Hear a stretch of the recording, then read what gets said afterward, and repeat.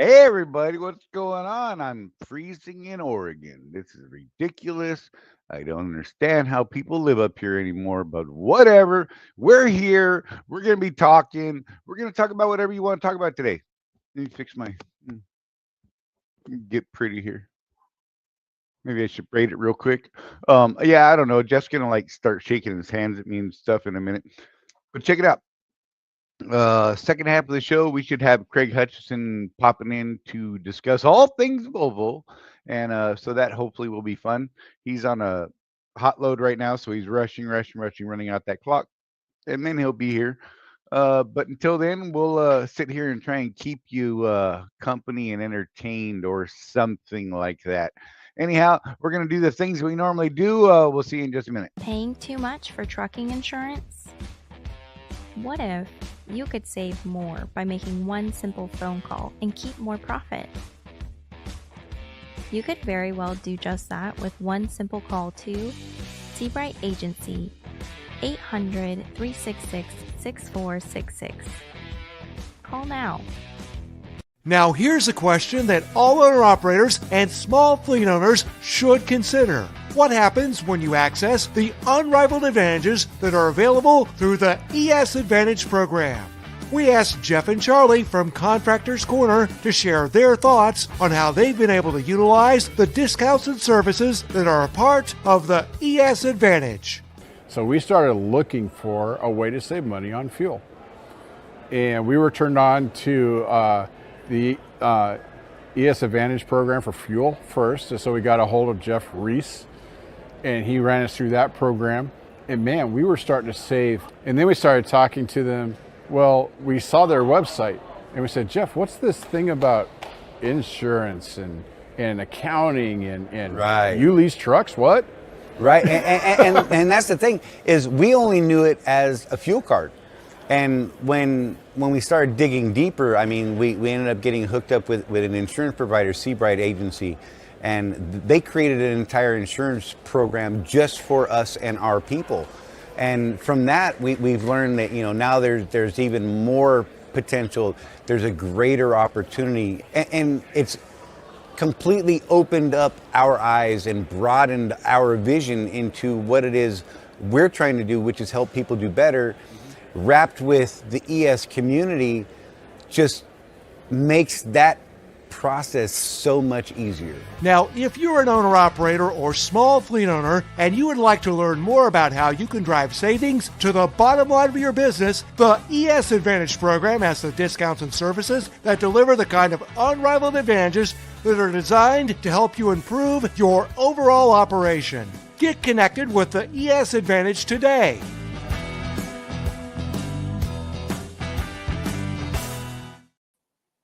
So, hey Jeff. Hey, man. What are you doing? I see you're home too. Look. You said you told me. I don't remember you telling me anything. I'm just Oh, saying. okay. I was like, what? Okay, whatever. That's cool. I didn't know you were gonna be home, but that's cool. I'm glad you're home because home So is good. Western Star's in the shop.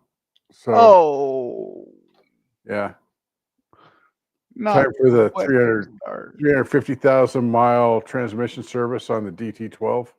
Right. And my entire traction control system went out the other day.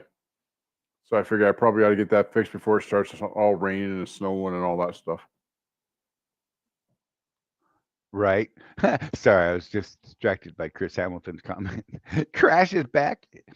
He wants. He said we could share his video. I don't have it. I don't have it. I don't. Well, I I have have it it, but on I my don't have phone. it. Yeah. Right. So yeah, I probably won't do that. Can you please bring Rosie home? We're sad without her, Ida says. Ida, you close your mouth. You know it's me you miss in my fancy face hair. Ugh. Wait. Here's my.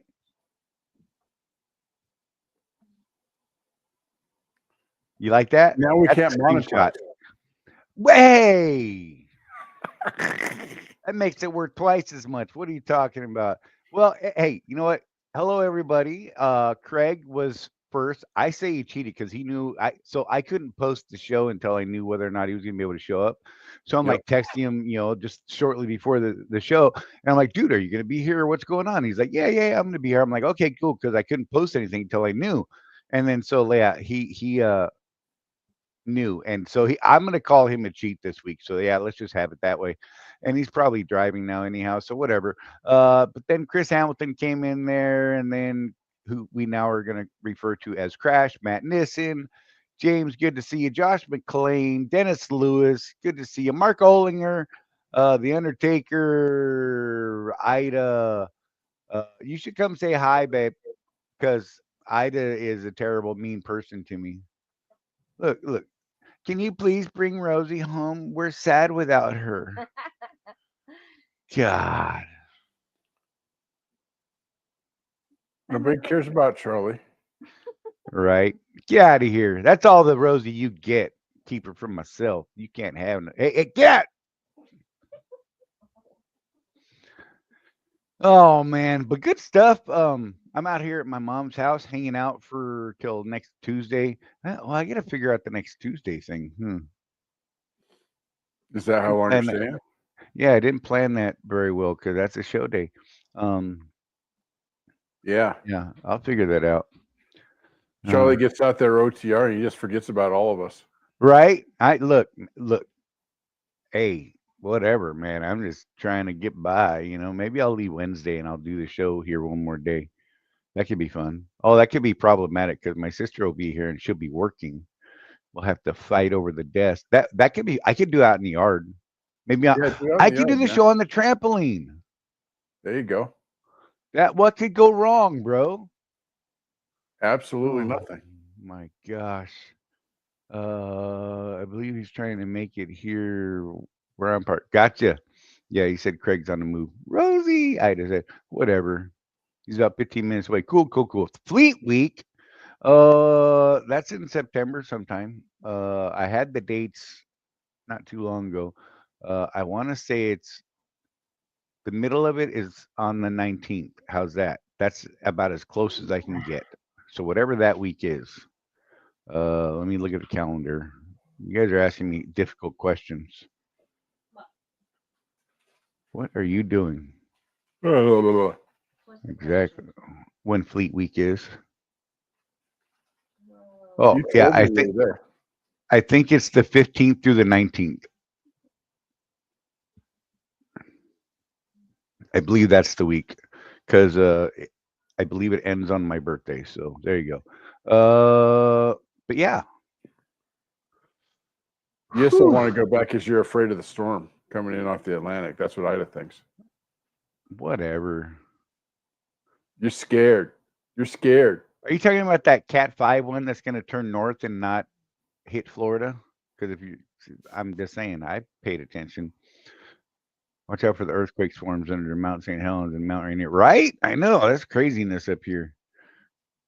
It's strange. Disaster to another area. You know what I mean?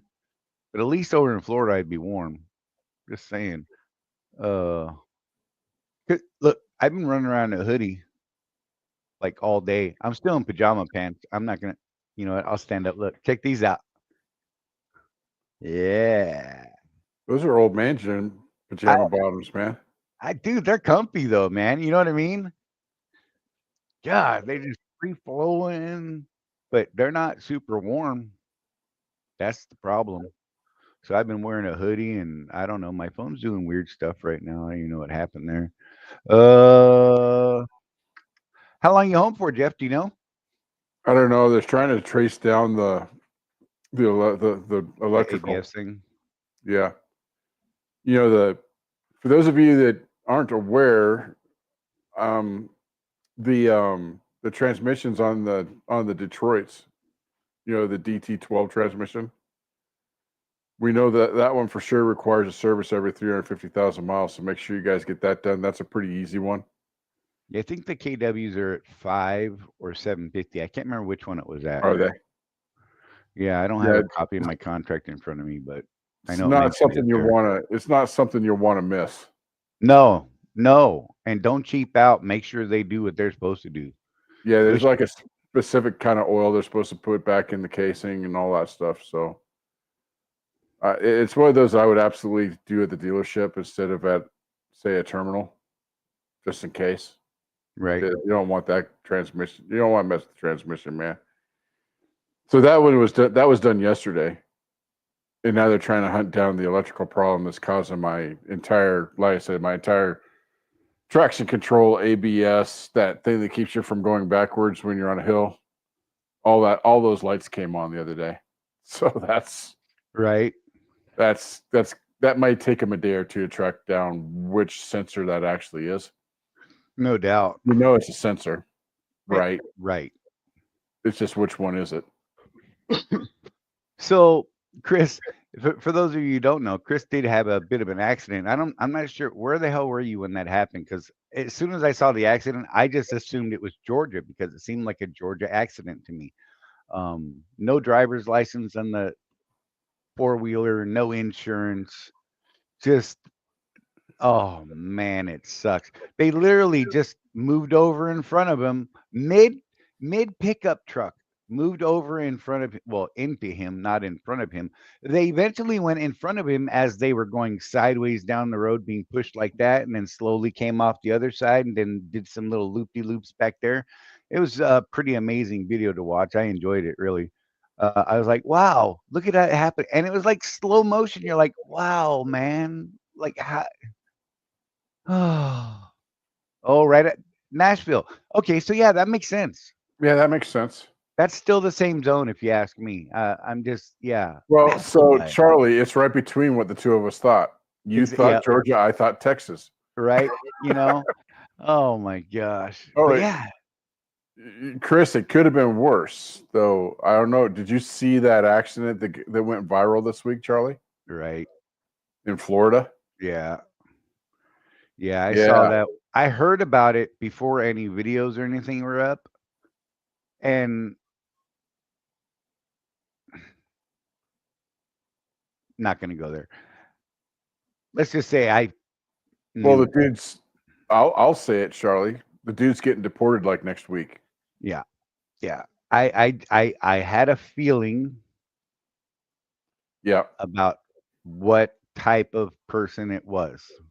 Yep. Having not heard any, I just heard there was a accident on the turnpike, someone using the median in a big truck. I of course thought, was it one of Swift's trucks? Because I'm a terrible person too. Right. But then I went, no, because we're not that bad. Whatever. You know what I mean? Yeah. And then I started putting, the reality on it because everybody wants to just think it's Swift, whatever. But then I thought, no, I think I got an idea. And I wasn't not wrong. I can't remember if it was an Amazon trailer because I did think there would be an Amazon trailer involved, but oh man, I'm just saying that was not a good deal. And it's tragic if you actually watch that video because in seeing what you're seeing as the van hits the trailer that three people just died right then and there. Mm-hmm. All over some stupid, ridiculous, absolutely asinine move. Yeah, I've seen that video on that about 100 times now on my news feed.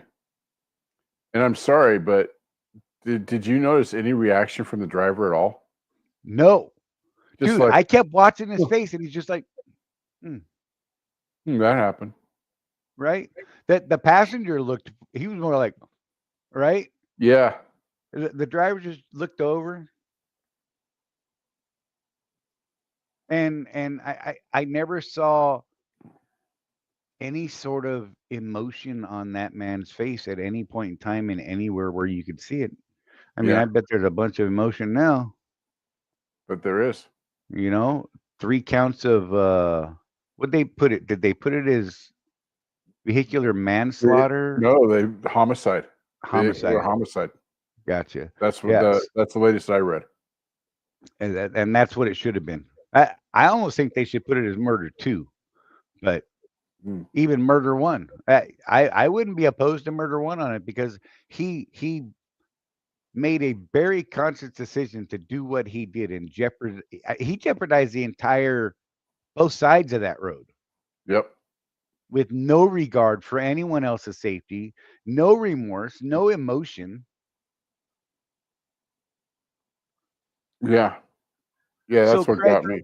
I, the way I understand it, Craig said, I disagree with the deportation, hard labor, prison, or death penalty. Um, I believe what should happen, it depends on the state and all that. Um, they may let him serve out his sentence and then deport, because that's what a lot of states are doing now. Um, Texas is good for that. Uh, they'll say, okay, yeah, you're going to do your prison term. And Oh, then and you're then going when we're home. done, yeah, then you get deported. Um, and there's, hey now, Sage Outcast, hey now. Um, but there's some argument there that says, um, why should we pay for him to be in jail and give him 3 square a day and and a roof and a bed, you know what I mean, and cable and internets and whatever else, right? Yeah, I don't care about any of that. I care I about the don't guy either. doing his time. Right, right. And that's kind of where I'm at. I'm like, even if maybe even if they put him in, well, depending on excuse me, it's the sentences, make him carry out half of it and then deport him back to his happy place.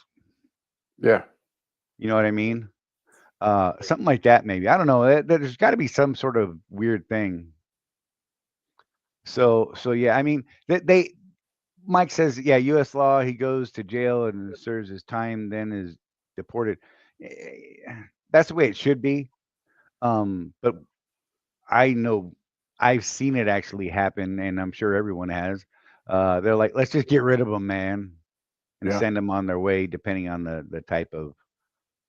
Oh God, but yeah, that was horrible, man, and just no remorse. I mean, you didn't see anything outward. I mean, the dude just glanced over his shoulder, saw what happened, and just like, Well, and then did you see the footage of the first responders on the scene? no, I didn't see that. And the dude's just standing out there next to his truck with his hands behind his back watching. Oh yeah, yeah, yeah, I did see that. You're right. I mean, And I saw that one glance where he the looks action is back at the bad enough, camera, but the reaction of the driver is what really got me. right? I mean, Dude, I would have been a damn mess, man. yeah, Like me too. seriously. I mean, a complete emotional wreck. I I mean, would have been thinking dark thoughts, obviously we're not mind readers, guys, right? but I would have been in a freaking nervous wreck if I had caused something like that, for sure. Right? Yeah, I can't imagine carrying that. I mean, even if you factor in, oh, shock, whatever. No, I don't think you can call what he did his response shock, because there was no change in his face, Yeah, none. I mean, it just went from driving to, oh, look, somebody just smashed underneath my trailer, to, yeah. you cut later in that video, like you said, and there's just, okay, let me see what they're doing, you know? So you want me to put some more fuel on the fire? Do it, man. You got his CDL in the state of California. Right? So I was just reading in the chat, someone said he had a CDL in Washington and a provisional in California. Really, I haven't I heard don't that. know, I know that you have one out of California. where was it? I believe it was Undertaker. Oh, no Amazon on this one, by the way. Undertaker said. Uh, Well, one of the things that I've been watching the chat in the various posts about this particular accident. right, I think one of the things that's interesting is people are trying to figure out who to sue over this, right? Because somebody's got to pay. And I get it. 3 people are dead. The amount of people that think that sue the carrier. Well, a lot of these guys are owner operators. They have their own authority. And it's like a dude and his brother driving down the road in a truck. Sue the carrier. People obviously don't understand the freight business and the different business models there are. And and My corner, you can speak to this more, but there's a whole lot of those guys, the Sikhs, that they do. They come and they start their own business. They start with the one truck, and then they get two trucks, and they get four trucks. That's kind of their thing, especially Right. down there in Southern California. Now, not all of them are like this douchebag. Okay, Right. not. I would say that most. I haven't met one I didn't like.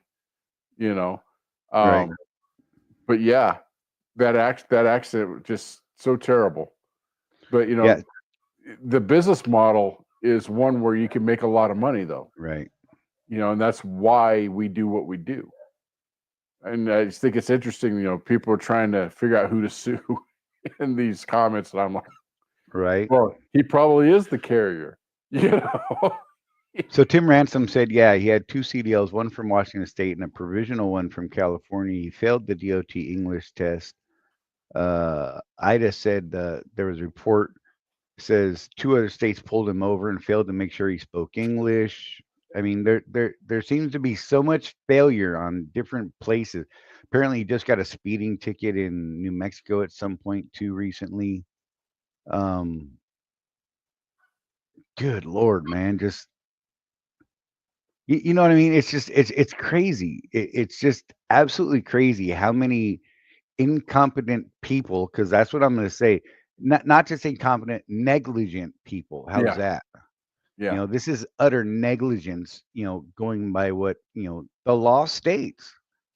You know, uh, just enforce the laws we have and we'll be okay, you yeah. know, It's and that way. enforce them evenly and You know across the what? board. You know what, Charlie? Pick your controversial topic, Right. and that's the case.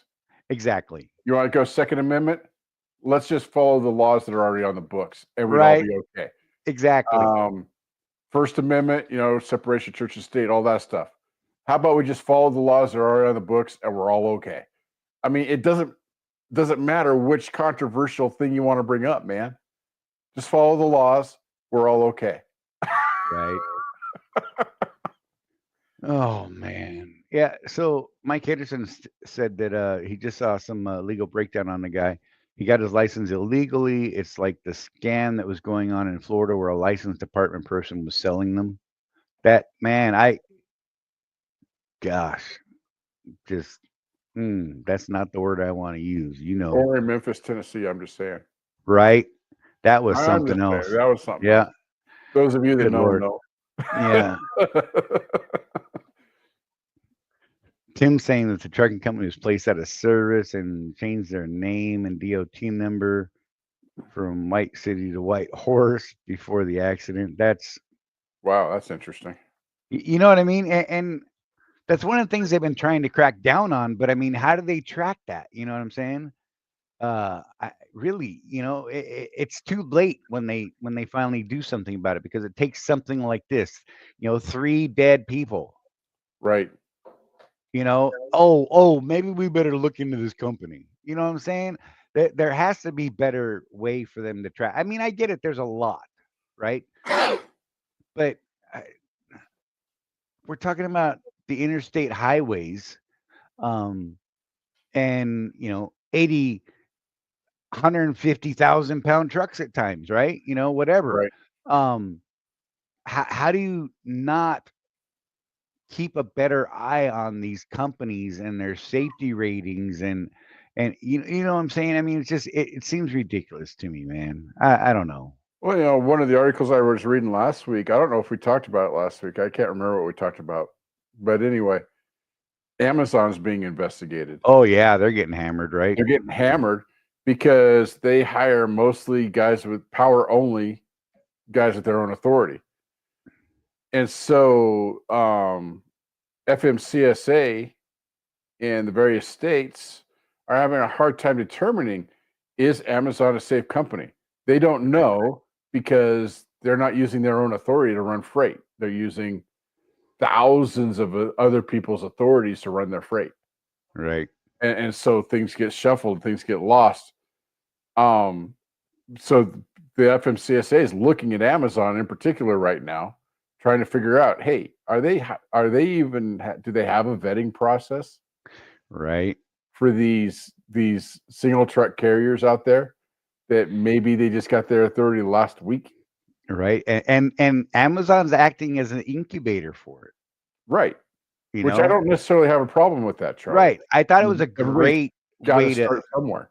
yeah, they because they're feeding. Look, let's be real. The rates that they were getting, I don't know what they're doing right now. The rates they were getting when they started the incubator stuff was pretty low, but they were helping them financially and I don't know, what do you want to call it? Physically, not physically, but with access to a truck and getting all of that sent up and some Mhm. guidance on how to go about it and all that, and it was material support. How's that? Yeah. Um, and it was a good way for a lot of people who otherwise probably couldn't have ever done it. And I think if people were smart in that, like we say, leasing a truck is not the best way to go. It is a way, and for Yep. some, it's the only way they can get in to running their own business, um, and use that as a stepping stone further down the road, right? Right. Um, there's few of us out here who just stayed here because okay, it's peaceful, it's happy, whatever. We like what we do, and it's lucrative enough that we maintain what it is we want to maintain. But yeah, man, I don't know. It's just I don't know how they're gonna deal with that. You know what I mean? I'm curious how they're insulated. I mean, that smart dude, Bezos, man. You know what I mean? Hmm. Um, but I'm really curious about the insulation process that they have because of having to keep that separation. And wait, is that going to open up some weird thing because of not being separated properly? I mean, that could happen.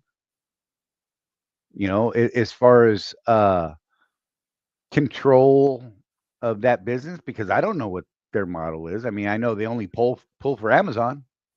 A lot of those guys. That's it. Yeah, but I don't think they have to pull for Amazon. I don't think that's part of Okay. the contract because they've got their own authority. Right. I'm just, That's I'm part of just the curious deal. because of all the help that Amazon gives those guys to start. I Yeah. wonder if there's something contractual, and I don't know enough about it. Pure speculation, but going by what we've seen in the industry so many years in so many places, I wouldn't doubt Sure. to see something I wouldn't be surprised to see something like that. So they're like, hey, we'll help you get set up and you owe us 2 years or something like that. Right? Yeah, yeah. Um, that would be interesting.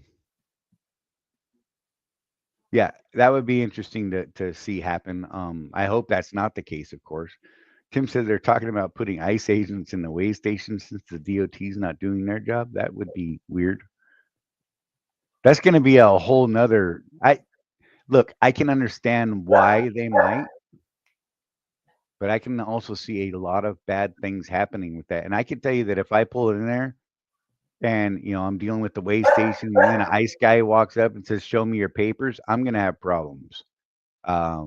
I I already have problems with the border checkpoints that are nowhere near the border. Down there in Texas and Arizona and all that stuff. They annoy the hell out of me. Yep. I understand why they're there. I just don't think that it's right the way that they're doing things. Put the damn thing closer to the border where it actually would make more sense to me. I don't know. Um, Yeah, they got you that know, one out there that's like 200 miles away from the border. it's It way, makes yeah. no sense. And you're like, what the heck is this? Why do I have to stop for this?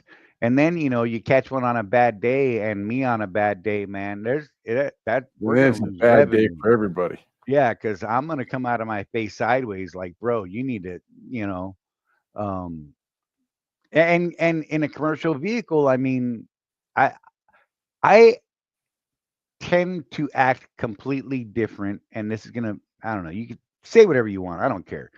You pull me over in a commercial vehicle, I am very cordial. I'm actually thankful in a commercial vehicle. Okay.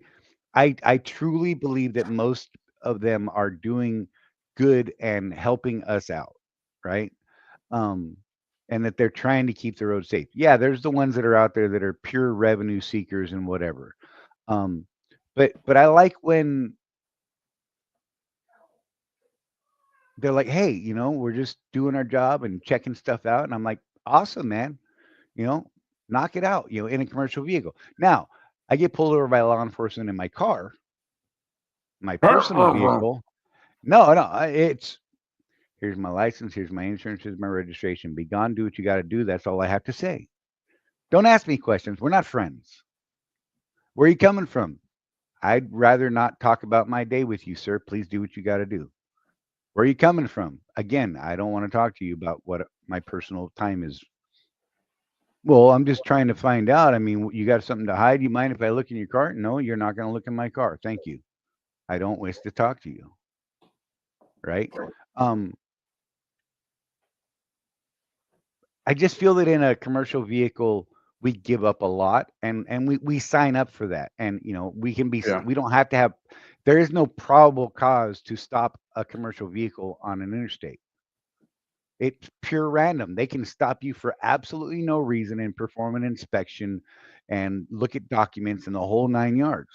That's part of the CDL. You agree to that. In my personal vehicle, Examples. right? You know, uh, uh, my personal vehicle is a whole nother world, and I'm a totally different person. It's funny. It's just I get it. But imagine me coming through a checkpoint in a personal vehicle. Do you know how much more of a jerk I am there at that point? Because I don't agree with it. Yeah. I can't help it. It's just I'm just this stop me and check my papers as a normal civilian person. I'm like, you need to bounce, bro. Get out of my face. Tim Ransom's giving me yet another reason to not go to California. California's putting in a new weigh station on I-80 that can process 1,000 trucks an hour. Right? That's going to have that checking your brakes and tires and all that Yep. technology on there. Yep.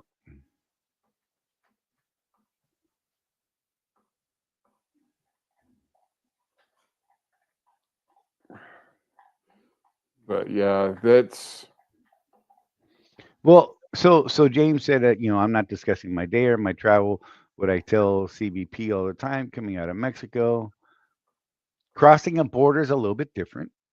I would think. yeah. What were you doing down there? Visiting. Okay. Uh, coming across. Where are you going? I'm going home. Okay. Uh, trying to tell CBP you're not talking to them in a commercial truck if they stop you. Good luck. Don't do that with them. You'll mess around and get arrested.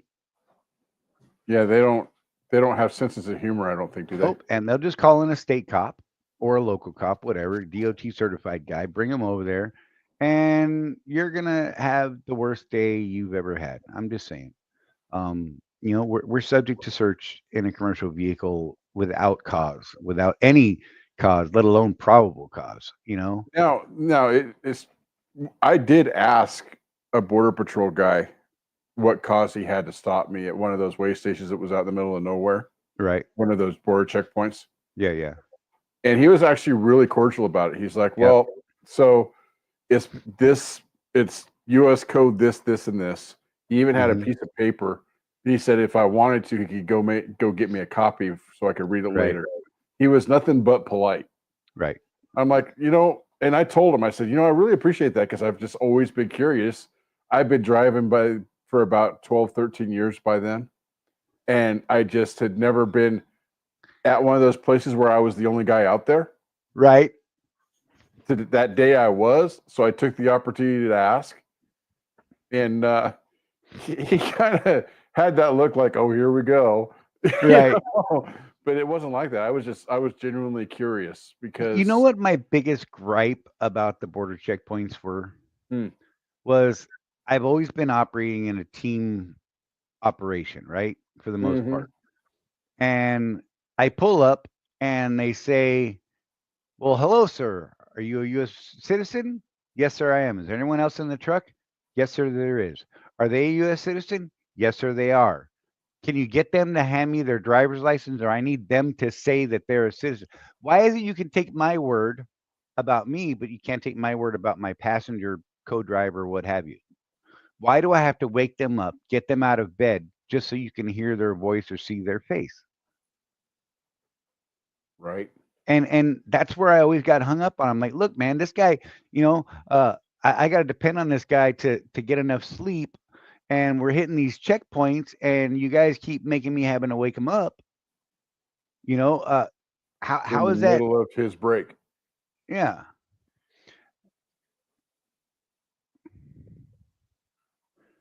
Look at that. That is 70 years ago. My parents were eaten by pygmy cannibals, and I've never forgotten it. There you go. I That is wouldn't think crazy that was font. 70 Why years. is that font like that, dude? Do you see that? Yeah. Well, Oh, it big. must be bold Oh, or okay. something. I how? That's cool. I've never seen that. Yeah. Huh.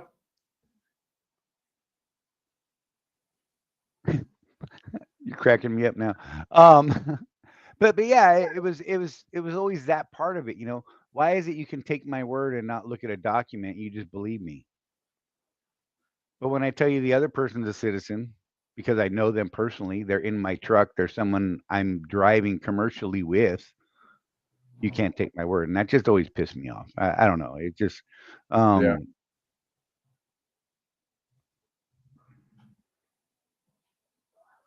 sorry, I'm reading comments. Um,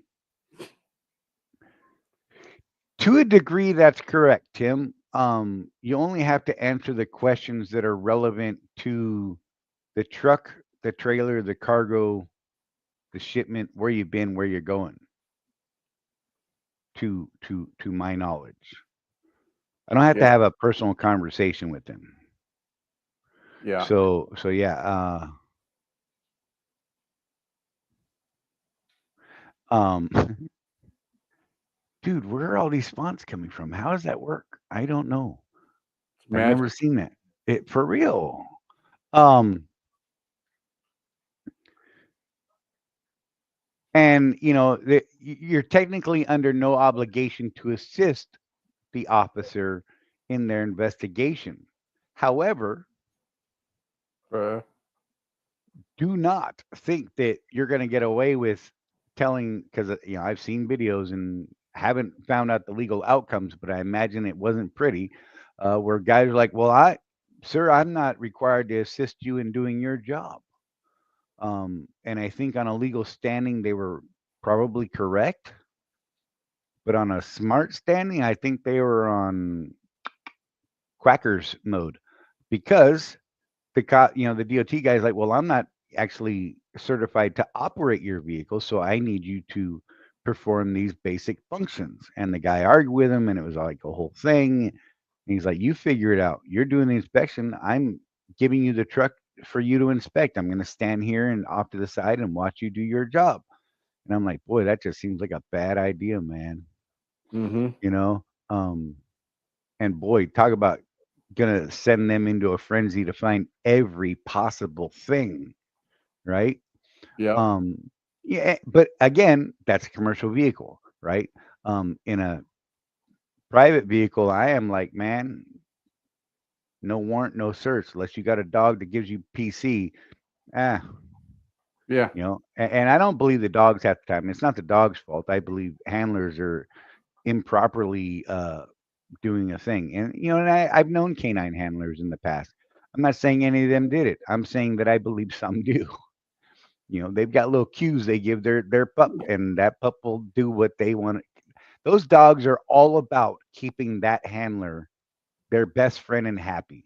I mean, you Yeah. watch them, you know what I mean? It is a yes.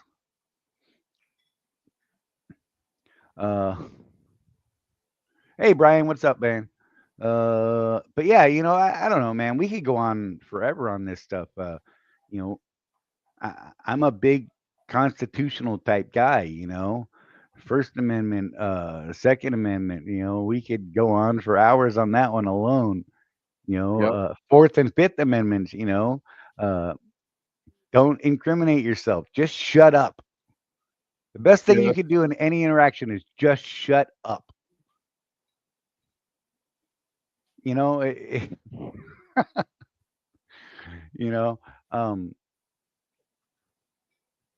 See, and Ida, I think that is exactly right.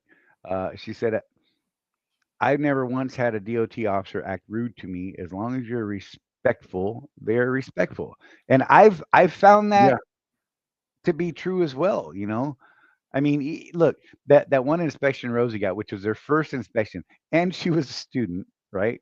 Technically at the time. Um, we had a loose airline to the brake chamber that we had just got replaced, and the shop didn't tighten the brake chamber airline up all the way on that brake chamber. And when he's doing his inspection, you know, she presses the brake and it goes psh, right, and we're like, dang it, you know. And he told us about it, and he after he told us about it, he started continuing on. And while he was finishing it up, I got out, fixed the airline, broke out the tools, tightened it up, got it squared away. He wasn't rude about it, and he walked inside and handed Rosie this citation, the violation on her inspection sheet for the bad, the audible air leak on the brake chamber. I'm like, but you saw me fix it. He's like, yeah, but I still saw it broken. I'm like, okay. I mean, it sucked, but whatever. And neither one of us got mad. Nobody got upset. I just like, hey, whatever. It is what it is. Yeah. Um, yeah, just yeah. If you're a jerk to start with, you're gonna get a jerk response, Yeah. and probably met with 10 times the level of jerk response at that point. Let's just be real. You know, when I was in law enforcement, it was, what level of force do I use, um, and tone do I use in response to the tone or force being used against me, right? Right. Um, Maintain a command voice because the military in me, right? Um, and always one step above their threat level, their use of force. So if they use a hand, I'm gonna use a stick. You know, uh, they use a stick, I'm drawing a weapon, and so on and so forth. I was always, we were taught one step above. Kind of a different world today. We're talking back in the early '90s, um, when I'm referring to, and it was just kind of a different world in a way then. But yeah, so I relate that to, if I'm a jerk to the DOT guy, he's gonna be, notched up in jerk level because Yeah. of the normal escalation versus the de-escalation, which really should happen. But people are human and they react. It just is what it is, and there's not a lot you can go about on that.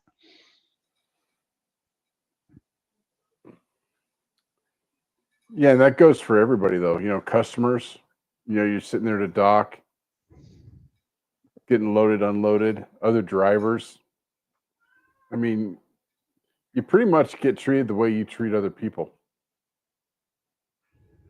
Right. That's funny. So going to Chris here, the girl that hit him got 3 citations. He got none and a clean inspection. The girl's father wanted to make sure they checked Chris's logs and all the paperwork because he was insistent his girl didn't cause the accident, until he saw the dash cam. Great plug to have a dash cam, man, because Yeah. that video told the story. That Absolutely. video absolutely told the story, and and it just, man, you're like, oh no, this is not happening. Yep, it is. That's exactly what's happening. Because he sent me the dash cam video, and I think he said this is how Saturday started. Well, at the beginning of the video, it's just a nice little friendly drive. It looks, not bad out, and just Yeah. I'm like, oh, that's cool. And then oh, wait, this pickup truck's gonna do something stupid here. Or I was expecting to see someone jam up on the right and cut out in front of him or something like that. And no, it was the pickup truck that, yeah, holy, just came over mid truck, mid pickup truck, hit that front left corner of the truck. You know, 6 or 8 feet of truck behind her still. Yeah. I mean, you get it. She wasn't even close to passing, yet she wanted that lane, and she got it and then some in another lane and maybe a rail in the mix and a whole bunch of grass and mud and I'm pretty sure that pickup truck was totaled and Chris Hamilton's truck is not. It was pretty much cosmetic damage from what I saw. Yeah. Yeah, he was And able really not that bad. to keep driving. So Yeah, and he gets to keep on. I mean, it was a bunch of hours down. You know what? You know what happened after that? Did he tell you? no. A couple hours down the road, he blew a trailer tire. Yeah, look, he just said, there you go. Oh man, right? Oh, What, dude? That was one of those days you just never should have got out of bed. that's right. Hey, Sean, what's up, man? But yeah, I mean, there's all these things, and I, in that, in business, in life, um, attitude can really dictate the world for you. Oh yeah. Your perspective, your mindset, huh? Um, how you are perceiving things. You know what? If you're the only person that perceives something one way and everybody else perceives it another, I'm not saying you're wrong. I'm saying you might want to start looking from other perspectives Yeah. because more times than not, it seems to be that you might have the wrong perspective at times. I know it's hard to believe. I know it's hard to admit, and I'm not asking anyone to admit it personally, Well, publicly. I think it mostly it's hard to admit. Right. You know, nobody likes to be wrong, Right. and sometimes it's a little more nuanced than that too, Charlie. Oh It's yeah. not that you're wrong per se. Right. It's that there's a better way of doing it, Right. a way with less pain, a way that doesn't cost as much money, a way that's faster, Yes. a way that's, it's like we always say, Charlie, the way we run our trucking businesses, and you and I run our businesses differently. Neither one of us run it wrong. We Right. just run it differently. Yeah. And the way I do things is a way to be successful with a one truck operation. One of many ways. Yeah. I just know that my way works Right. because proof's in the pudding. Exactly. And other people do exactly what I do. But when Uh, your way absolutely doesn't work and you're adamant that your way is the right way, I'm just saying. Yeah, you end up, making it 4 or 5 months into a lease purchase program. I'm just saying. 3 weeks. Yeah, saying. 3 weeks. Some guys, yeah. You keep bashing your face into the same brick wall and wonder why the brick wall is not moving and your face is going the opposite direction. I'm just saying there might be something else to look at. There might be another way of doing around that wall. Yeah. Yeah, and Tim, you could be right. The trailer tire could have had some damage from the debris from the wreck or something like that. Yeah, it could be. Yeah. I mean, just they're but what a day, man. I mean, that's how he started his Saturday, and I felt bad for him, and I had to ignore him for a while because I'm out here at my mom's house looking after things. So my focus really is here in this stuff. So I apologize. Yeah, And my excuse is I've been hacking up a lung since Friday. that's awesome. Yeah. Trying not to cough on the show here. I like it. I like it. Just working on the nicotine-free thing in life. That too, yeah. So that's been fun. That part sucks. But good for you. It's just the As struggle. of 3:12 p.m. Mountain Time today, that's 4 days without any nicotine. Nice. And Yeah. it's not getting any easier yet. I'm smoking a lot less this week, only because I can't smoke in mom's house. Yeah. She smokes, but she doesn't even smoke in her house. So and it's cold outside, man. It looks beautiful, but it's cold. It's To me, cold it's cold. outside. Yeah. I just want to smoke, but baby, it's cold outside. There's just no hope. Oh man, something I don't know, but yeah. So at some point, Jeff, I'm actually gonna grab one, go out there on the chair like I did during our Josh meeting, and let you push buttons in here for a couple minutes while I get a couple drags off my cigar. Because I'm not going the whole 2 hours today because I don't want to. So Okay. there. Hey Matt, you be careful, man. Love you, dude, and we'll see you soon, brother. He's gonna go crash early to be on the road early. He said, "Y'all be safe." Uh, Chris said also, Sandy assured me it would not cause our rates to go up. I am just out the deductible. Yeah, um, We've already decided that if our rates go up, we're just going to blame you, Chris. right. That's just We literally had that discussion because we were both like, yeah, Chris is worried he bumped the rates up. And I'm like, so look, this is what's going to happen. If it ever does go up, we're just going to be like, it's Chris's fault. Because that's just the way it should happen because we like you. And so we have to make you miserable because that's what right. us people do. Them's the breaks, bro.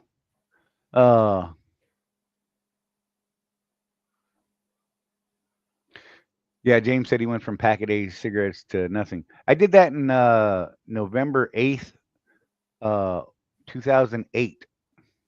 Yeah. Went cold turkey. Didn't have a cigarette for like 7, 8 years. It started on the stogies, huh? And then I found that damn cigar that was 14 years old in the glass tube that was stuck in my storage for 14 years. Downhill from there. But whatever. Life choices and things.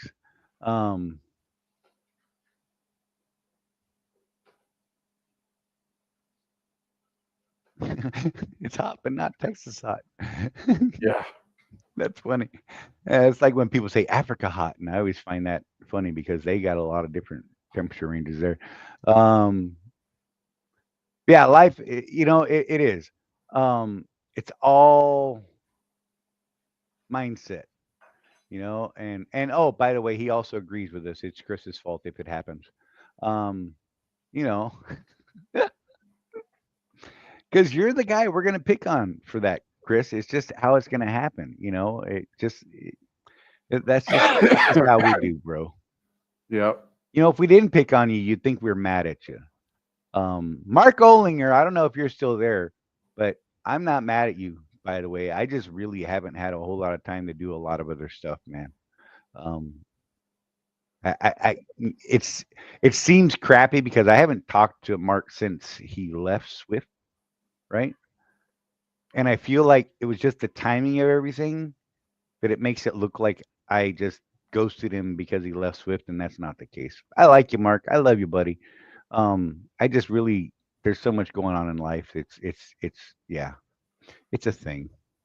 Uh, Cold turkey is the best, but my faith say I can't smoke or drink.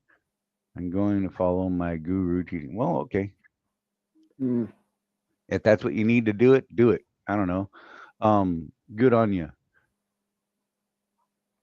Can't imagine what Miami's going to be like this weekend. I wish I was.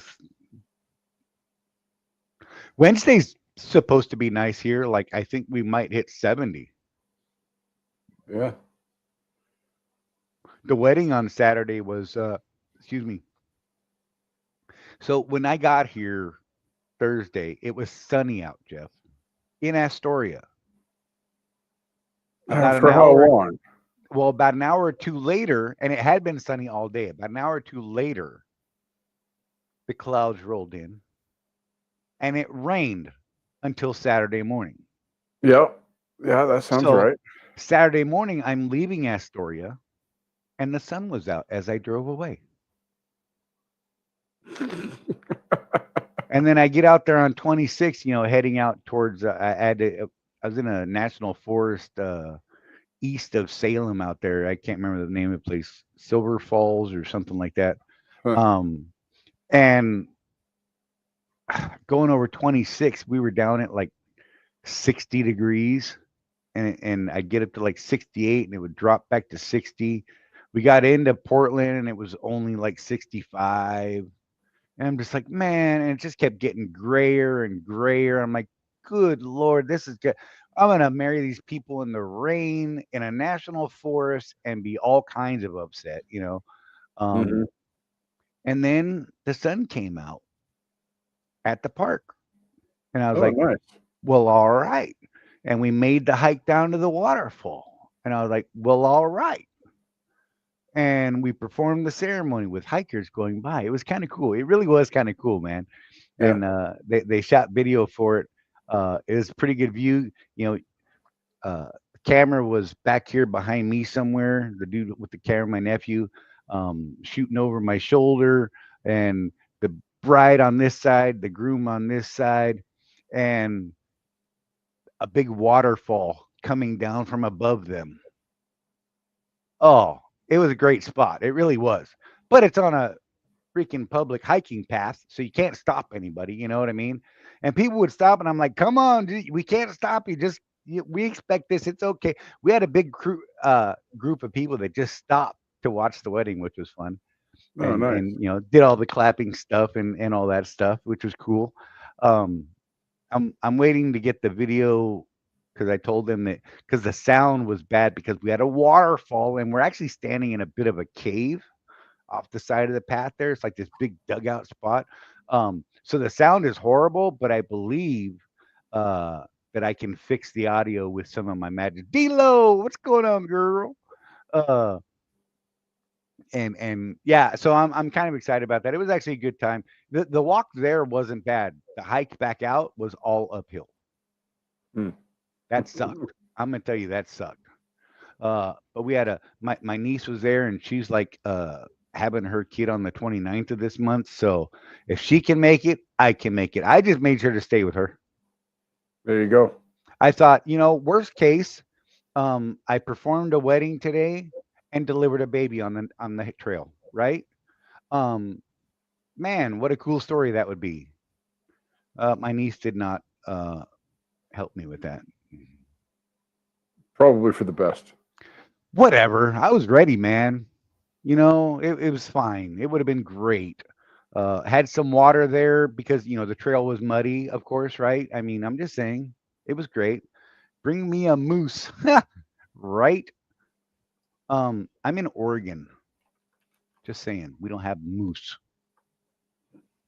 Um, uh, Chris said he's going to try and talk to Michelle into trading him out for a new Volvo. He's going to tell her that Charlie said it was okay and was a good idea. Good luck with that, man. Do it. I'm just saying, yeah, absolutely. Tell her that that may actually hurt you. Just saying.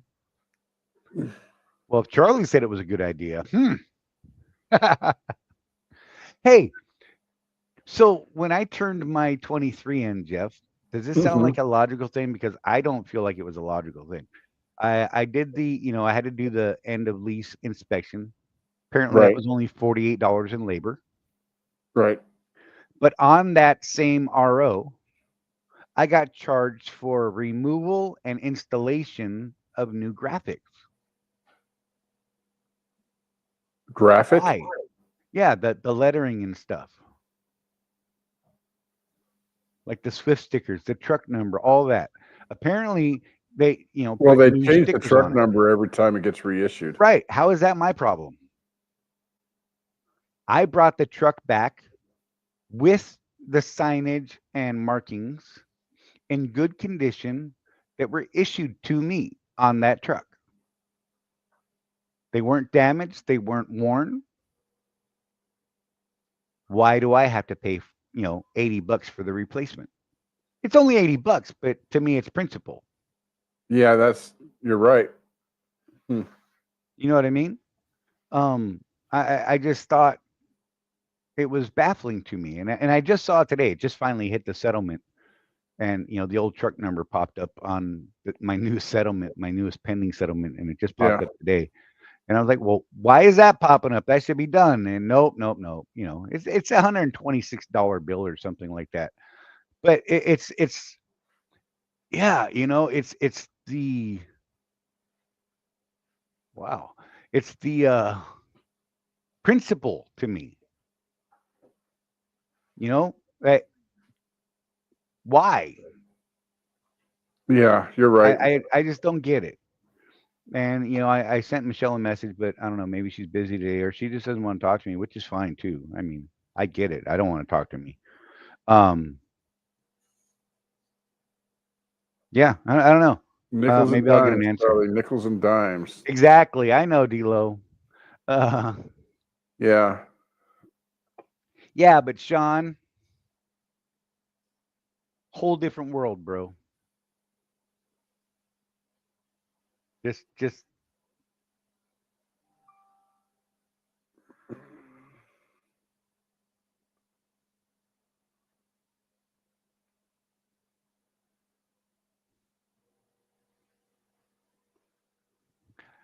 yeah.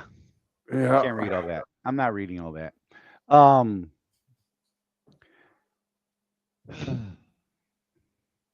no, Mike, but that's the thing is they didn't. I didn't lose my escrow. It transferred into the new truck. That was literally the only bill I got for the turn-in was $126. Yeah. There was nothing wrong with the truck. I actually took care of it. Weird. Whatever, but I kept good records on it because I did it all through them, so they knew everything that had happened.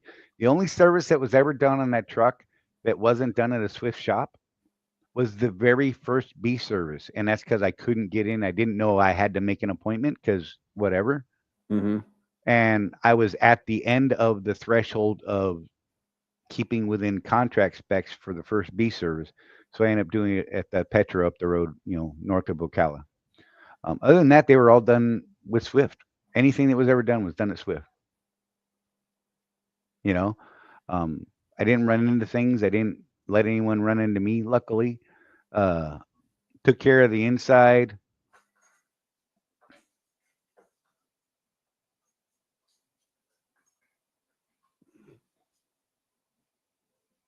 Sean, we can talk about your specific situation.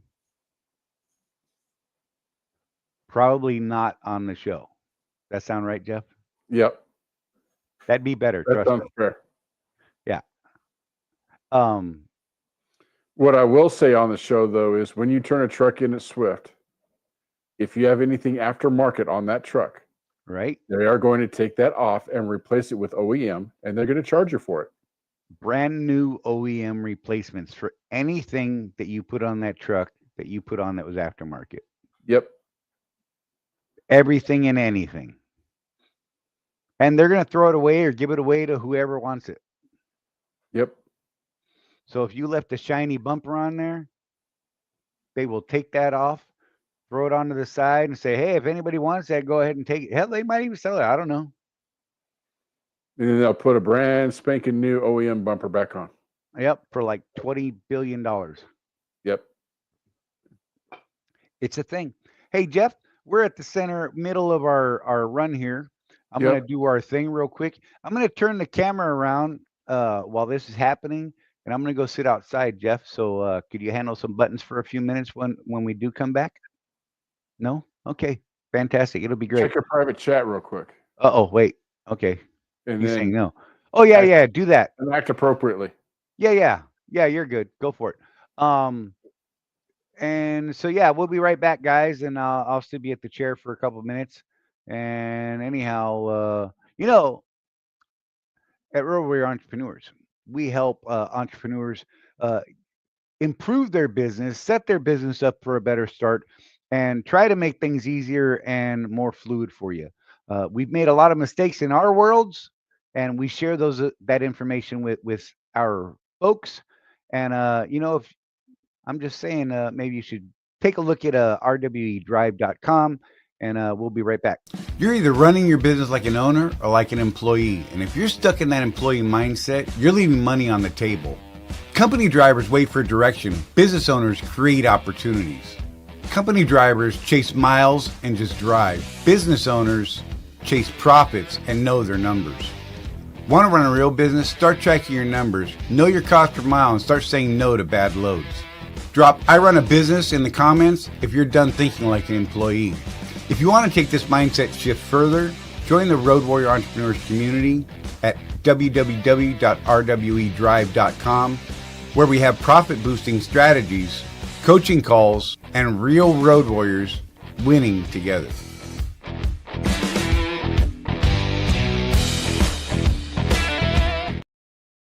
That's right, winning together. Um, hey, yeah, I love that China cabinet too, James. It is very old and very high dollar from back in the day. Um, yeah, it was my grandmother's. Anyhow, Life on 18 Wheels wrote me a nice check after I left. Hey, Mike Henderson, you're lucky you have a good shop. I'm stuck with Lancaster. I wouldn't let them touch my truck. So, funny thing though, Mike, is I actually don't particularly care for the shop. Um, but I also don't plan on ever keeping the trucks that I'm in now, right? Um, I know in the past I've always said, complete leases, blah blah blah, buy it out. Um, that's not still not bad advice. If you're going to be in the game for the long term. Um, my mindset these days is, I'm starting to get to the point, like a lot of people, where I'm about ready to wrap up my world in, being out here holding on to the steering wheel and all that. I'm making steps to try and make that not be my requirement, right? Um, so that's why I'm doing some of those things nowadays. Uh, excuse me, Ida, you're so mean to me. Maybe it's because you messaged her and not Rosie. Whatever, whatever. You know what? How do I ban her? Let me see if I can. I know there's True, a way. Ida. Yeah, I'm just gonna get rid of her here. Oh, user in timeout. We're gonna give her. Yeah. Oh yeah. 24 hours. Look. Wait. No. What? What? Why you got to do people like that? There we go. There we go. Wonder if it'll let me copy this so you can actually see it, Jeff. And I'll put it over here for you. Oh, wait, I can put it here.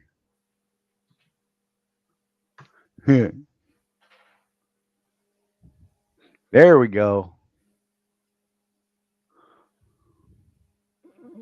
Timed out by Charlie Mann for 10 seconds. It can be so, if you do it over and over and over, you can actually stack the minutes. Oh, Yeah. I've seen people get timed out for like 400 minutes or something like this, 400, 500 seconds or whatever. I'm like, whatever. That is crazy. Hey, Sean, you have a good one, man. We love you, brother. Uh, use Volvo dealership for big stuff. That was James was talking about. Uh, but yeah, so Craig should be here fairly soon. Ida I hope called me so. nerd waffles. What? Nerd waffles? Yep. She said I can still text you, you punk, and then called me nerd waffles. That was great. It only put you out for 10 seconds. Jesus, woman. 10 seconds, you can survive. Oh, wait, you're a woman. You can't.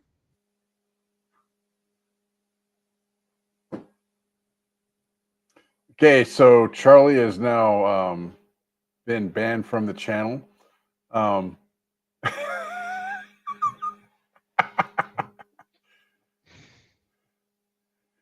sitting in the corner with his thumb in his mouth. He's all upset now. Oh, crap. I didn't realize you put me back up. I was like, yeah. Oh, man, good stuff. But Craig should be here soon. Uh, it's funny because I was gonna start a thing, and what's something I can do that Ida can't do?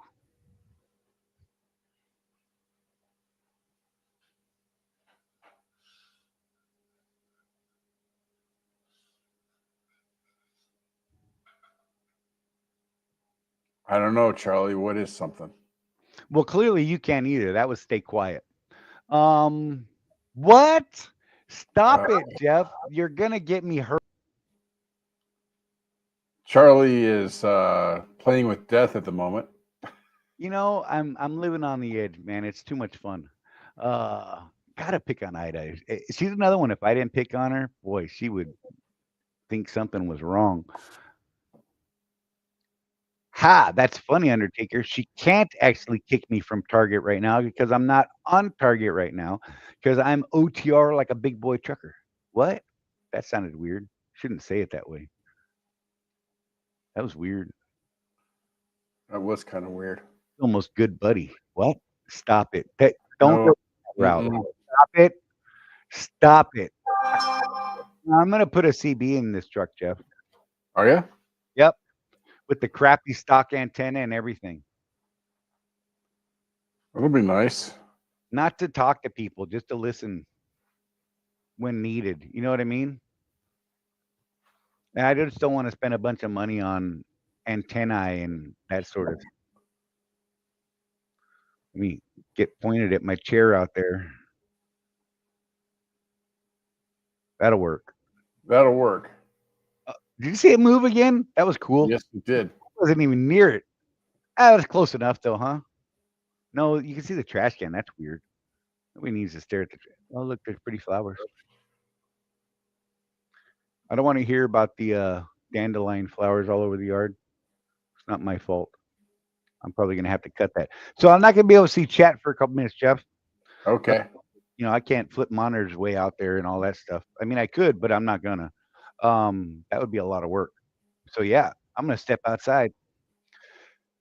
Oh, good stuff, man. Oh, I don't have. Gosh, I'm a failure at being a smoker. Just saying. Oh, there it is. I found it. I'm walking around the house trying to find it. Yeah, Chris is saying that Chris Hamilton is saying Sandy at Seabright has made this whole accident process very easy so far. Nice, and that's what we love about the Seabright.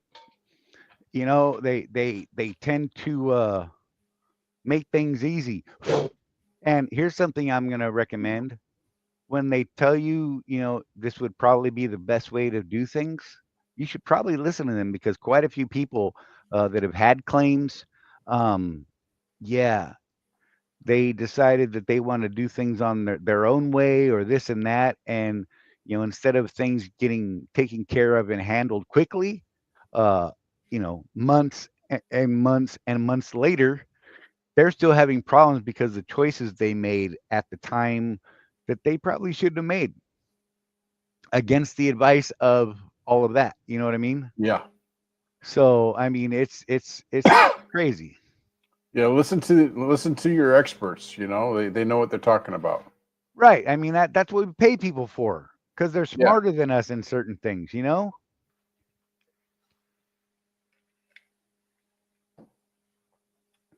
see what else we got here. Mike Corner says antenna doesn't mean much if you're grounded right. Yeah. Okay. I don't. Whatever. Yep. I just want to be able to hear people because that's. I don't want to hear all the garbage. I mean, you're going to get a little bit, I guess, because I used to be one of those people, Jeff, that always had a big radio turned on and, I was chatting and listening and all that kind of thing.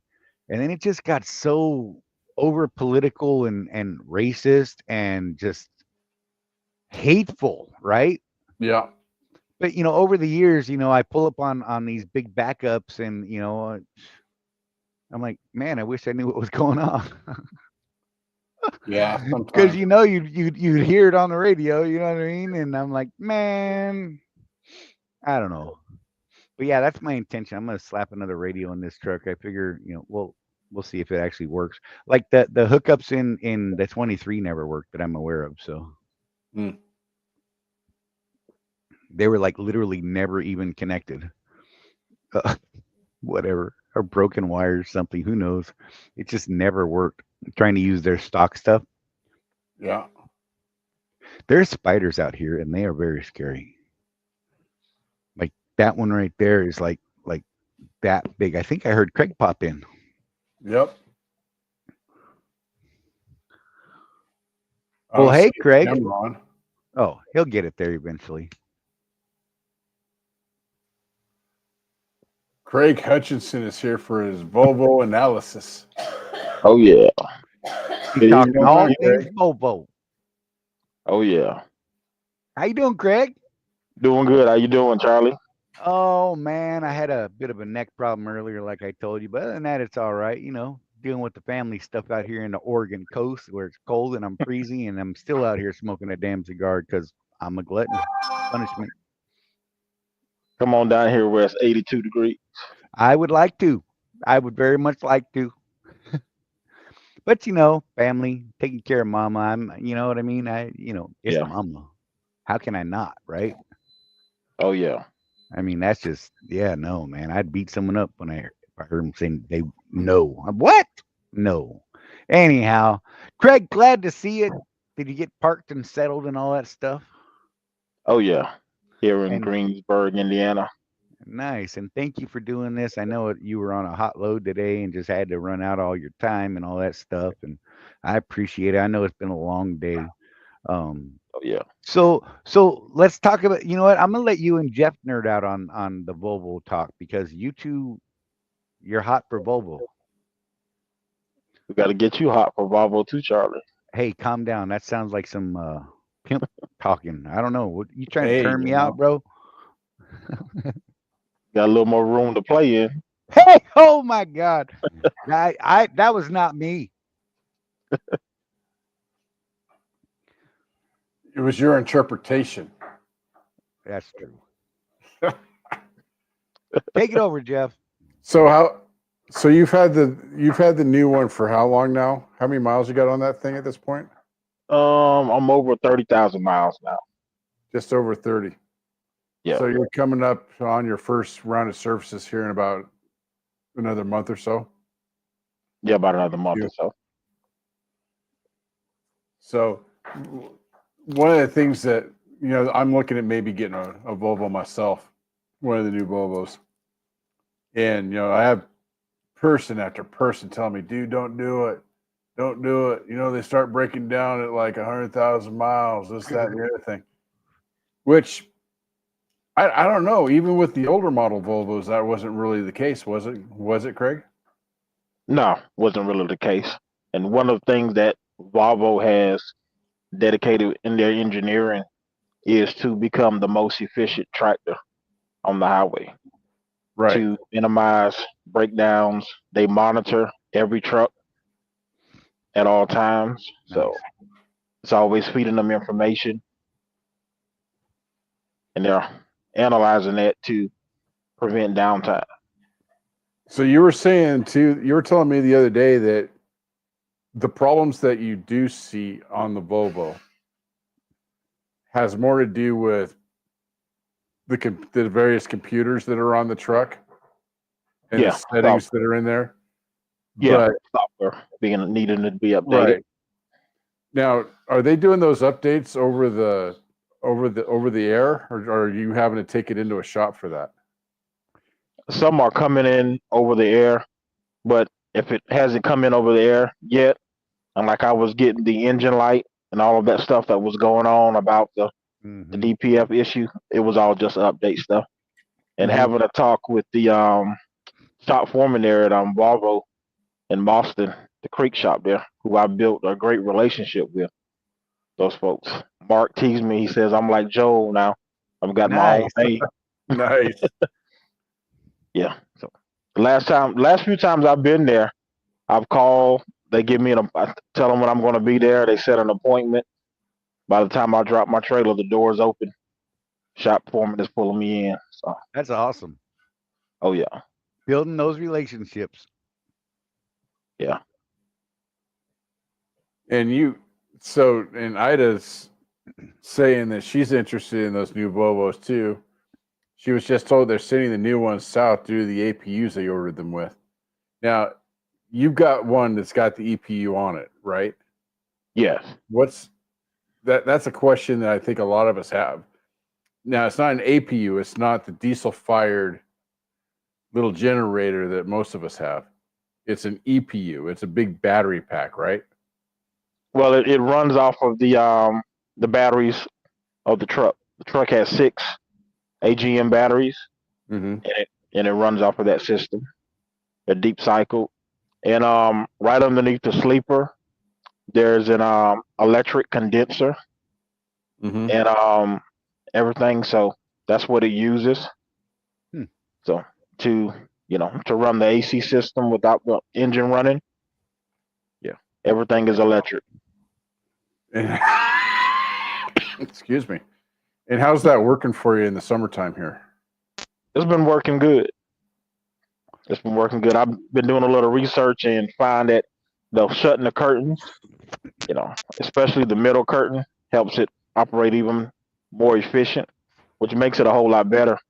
Yeah. Sometimes in the middle of the night I have to turn it off because it'll be an ice box in here. Yeah, that's one of the things. Even with the traditional APU, that's how I maintain my temperatures in the sleeper. Is I'll shut both sets of curtains, you Yeah. know, and just make that space a little smaller, so that the HVAC does a better job with it. And I hear people complain, "Oh, the APU doesn't work right." Well, you got a little bitty air conditioner versus the big one when you got the truck running. Yeah. Whether it's an EPU or an APU, it's a smaller system. Yeah. So Small system. you gotta take the good with the bad there. You're using less fuel because of that type of system, especially with your battery powered one. I burn some diesel to stay cool. Now, how long is that system running before the engine kicks on to recharge the system? If I set it to auto start, then it may start, after about, 7 to 8 hours if I'm sitting here gaming and running everything. But sometimes I don't even turn the auto start on. Yeah, but if I have the auto start set, when the battery drains to about the 40% range, 35-40%, Mm-hmm. it'll restart and charge it to 70%. It doesn't do a full recharge so that you're not consuming a lot of fuel. Okay. But I don't have to. I can do a whole 10-hour shift without even turning the auto start on because the truck doesn't use the batteries to start. It has the Right. 24 volt capacitor, and it will Start start the truck, module.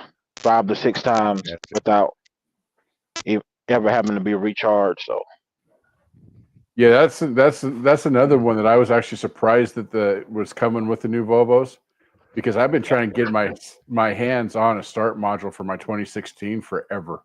Right, that And I Maxwell. cannot get one that I can actually just buy. Yeah. Because the OEMs have started putting them in their new trucks. yeah, Bastages. It's a really nice system. oh yeah, And that's how you can get away with having those 6 AGM batteries. Because Right. you don't need the cranking amps yeah, to start the truck anymore, because you've got a start module. Yeah, and that start module. I mean, that's the only job it has Just to start to that truck. release hard cranks and start that truck. Right. Yeah. yeah. So Yeah. how do you find the handling on the new one? Because I know Volvo is pretty famous for, whether you like the engine and the drivetrain and all that stuff or not, they are famous for being a nice, smooth riding truck. So Yeah. how's the new one? Because you've been in Volvos for a while. How's the new one compared to the old one? It's a whole lot better. They've enhanced it. They enhanced the steering a whole lot. One of the new things that they've done with the steering is that with the 24 volt system, they can be more interactive with the controller. Even if I have a blowout, I won't get that jerk because the system will catch it and it'll help control the steering. Yeah. Really? So, yeah, the steering is a whole lot easy. Wow. It's the ride and everything is just. How's that? I've heard some Do they kickbacks, still have a safety features that a lot of drivers don't like. Like if you're just cruising through the parking lot and you lean up, too far in your seat, it will apply the brakes, and it's just safety things. Take Really? the seatbelt off. Yeah, cruising through the Interesting. parking lot, set the So brakes. does it still have that famous tight turning radius when you're backing in? Oh yeah, You know, Wanna be I actually did drive Volvos when I was a company driver, 20 years ago. And that's one of the things I thought was really nice, especially as a new driver, was how tight yeah. that turning radius was when we Right. were back in trailers into tight spots. Really, really nice. Loved that. Um, Tim Ransom wants to know, what's your fuel mileage looking like in that new Volvo?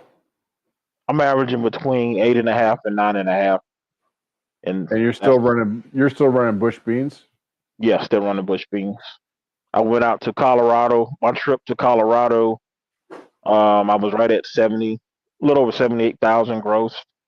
Going out there on that trip, I averaged, I think it was like 8.9. What was what kind of speed were you running?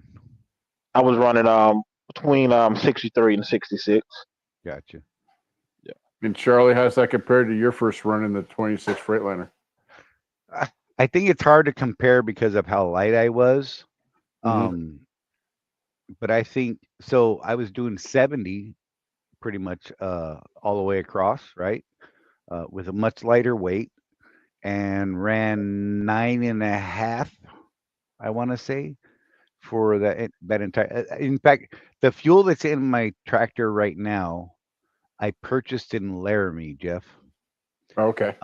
And I'm still on that tank, and so that's from Laramie to Salem, Salem to Astoria. And one of the things I've been doing, because I don't want my batteries to go wonky here, and I shouldn't have to, but I'm paranoid about it for some reason while I'm here. I've been going out and starting the truck for half an hour every day and letting it idle Oh, okay. every day that I've been here. So, and You right wouldn't now have the to. dash is still reading 9.7. You wouldn't have to do that with a Volvo. Just Right. saying. I know it. I know it.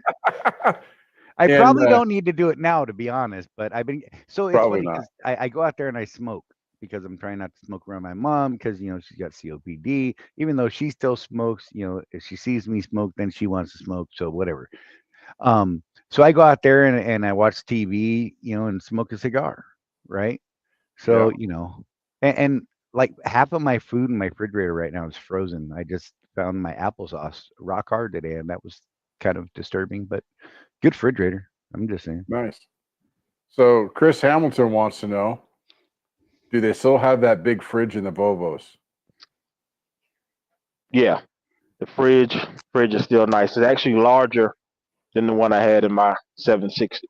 Wow. Nice. Yeah, and the def mileage, I've got just over a quarter tank left on my def, Mhm. and I'm at 2,646 miles on full tank of def, averaging So at 185 miles per gallon on the that's def. something Nice. that I'm having to look at in this new Freightliner.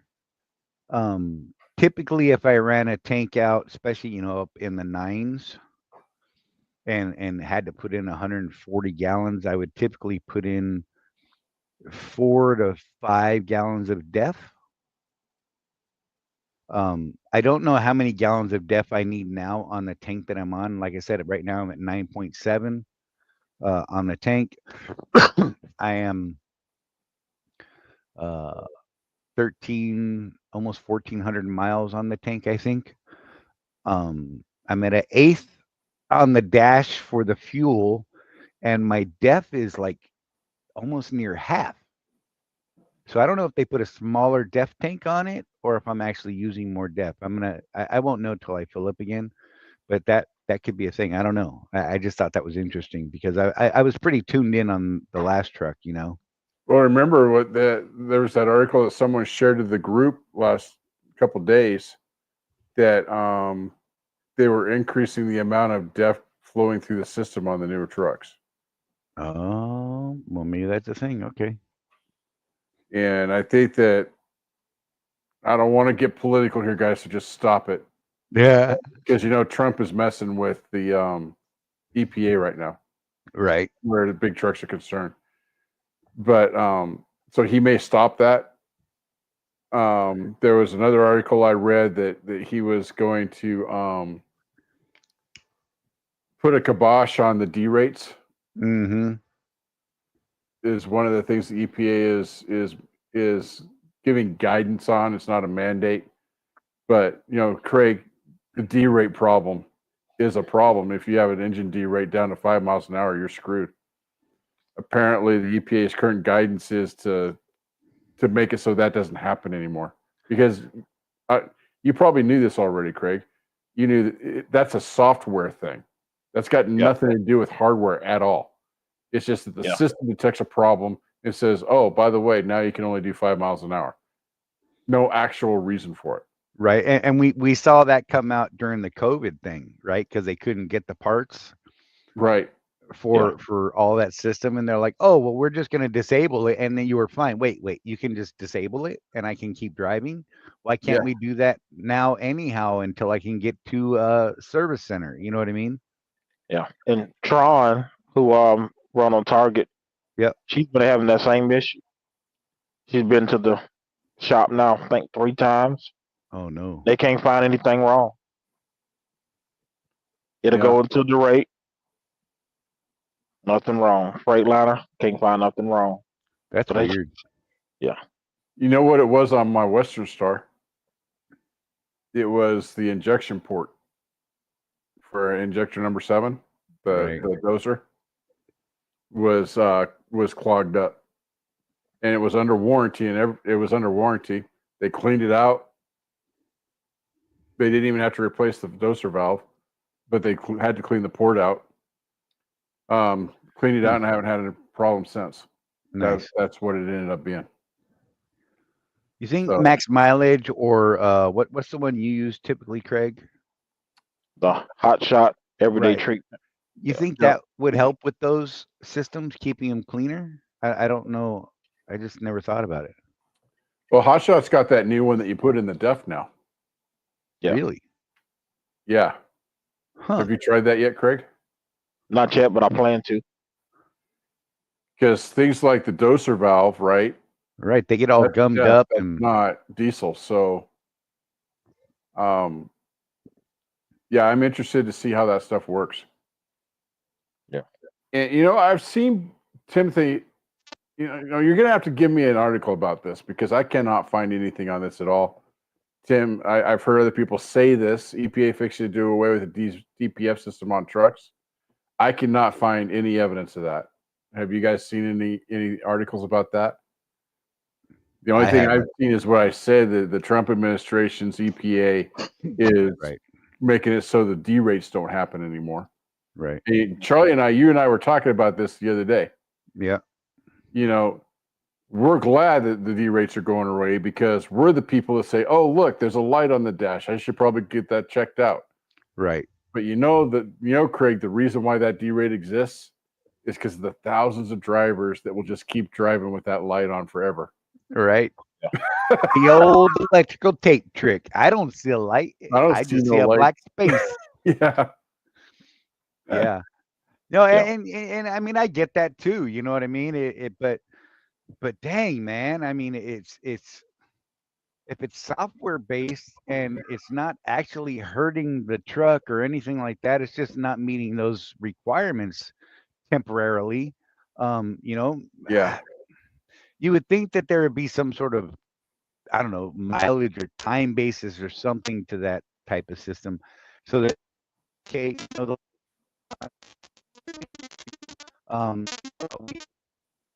Charlie's going robot. If I was getting ready to walk inside, if a light comes on and says, okay, you got a week or two or 10,000 miles to get to a shop before the D rate starts, I think that would be more reasonable too. Yeah, absolutely. I know from conversations I've heard where Joel and Henry were having with Kevin was that Freightliner no Volvo, even when the rumors first started before now, that they're not planning to go backwards on the emission stuff. Yeah. Well, yeah, because I mean, look, the next administration comes in, and says put it all back on. You know what I mean? What are you going to do? And the 27s are all, the factories are getting tooled up and set up for that install now, right? Yeah. So I mean, yeah, I don't blame them. I mean, it's good stuff when it works. Yeah. It's expensive, but when it works, it's good. I mean, I don't know. It's the regulations that I struggle with. Over regulating and that sort of thing. Yeah. This might be a great example, though, if Freightliner and those guys no longer are regulated to do that, yet continue to do that. I think that would be a good precedent. I don't know Yeah. how long that would last, but I think that would be a good precedent. They're seeing more efficiency in the engine and the longevity and the direction they're going, Right, which is the right, reason now too why Cummins is even redesigning their new engine to Uh-huh. resemble the build of the Volvo D13. really So yeah, interesting. with the shorter stroke and the lower down speed gearing in it, because they've now repartnered with Volvo and offering the Cummins and the new Volvos again. Hmm. So Yeah, but if you do that, it doesn't do all of its magic over the air stuff, no, right? doesn't do all the system software. That part it will, but as far as the engine stuff, I don't think it will. But I think what's going to end up happening is because I think behind the scenes, Volvo is probably working with Cummins in that new redesign. Right. Mhm. That may be a part of the And plan down the road with that. it's funny because Cummins is open to working with other OEMs, or not Cummins. Volvo is open to working with other OEMs. You know what I mean? Yeah. They want partnerships. They want to make things better. They want to spread it around and get that technology flowing in the right direction because they believe in the technology and if it's working, I mean, by all means, have at it, man. We saw it in the past with Detroit and the big KW fight with Detroit. You know what I mean? And they ended up with some garbage motors for a while Yep. because they had to jump out of the butt unless you got a cat. And everybody knows a cat. Look, I got nothing to say bad about a cat except that expensive working on. Yeah. You Yeah. know, but I mean, they were rock solid motors for the most part, and you couldn't knock that. But so were the Detroits back then, and they were at a lower cost, Yeah. and then they said, no more, we're not dealing with you guys. So you couldn't even get it as an option, that was a bummer. I think that'll be good with it coming back in for the Yeah. specialist guys that really love Cummins, but they want a Volvo. Yeah. Yeah, I think that was done with sales in mind too. Oh yeah. Yeah. Having the options, I think is important.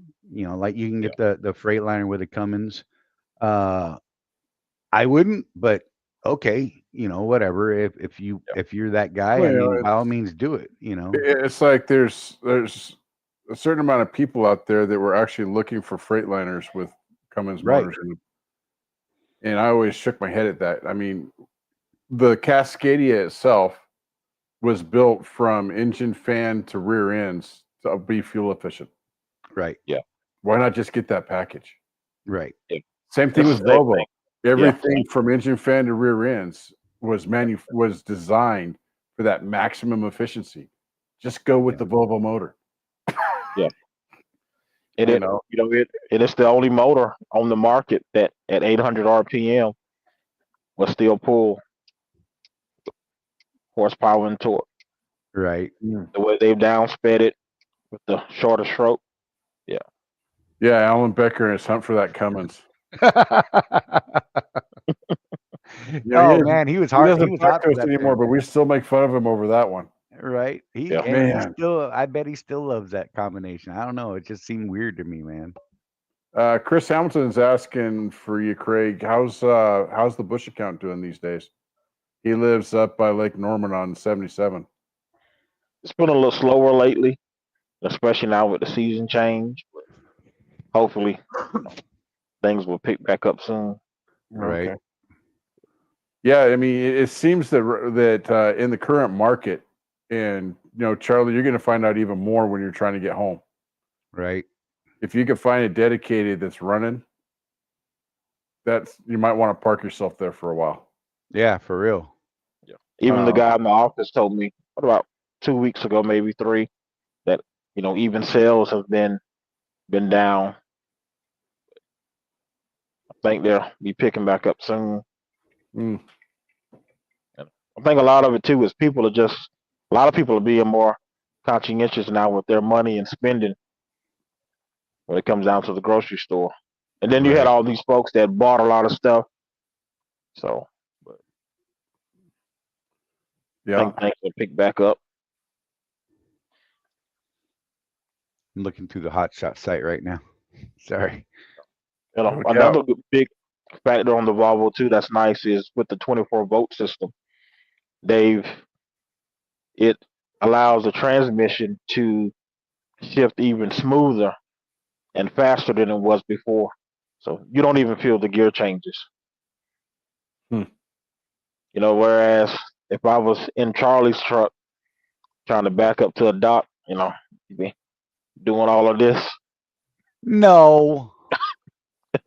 I am smooth like butter, man, with this transmission. I don't even know what you're talking about. No, look, back in the day when I did have that one rental truck, and that's when I said I'm never getting an automatic. That thing was like full throttle or won't move in reverse, right?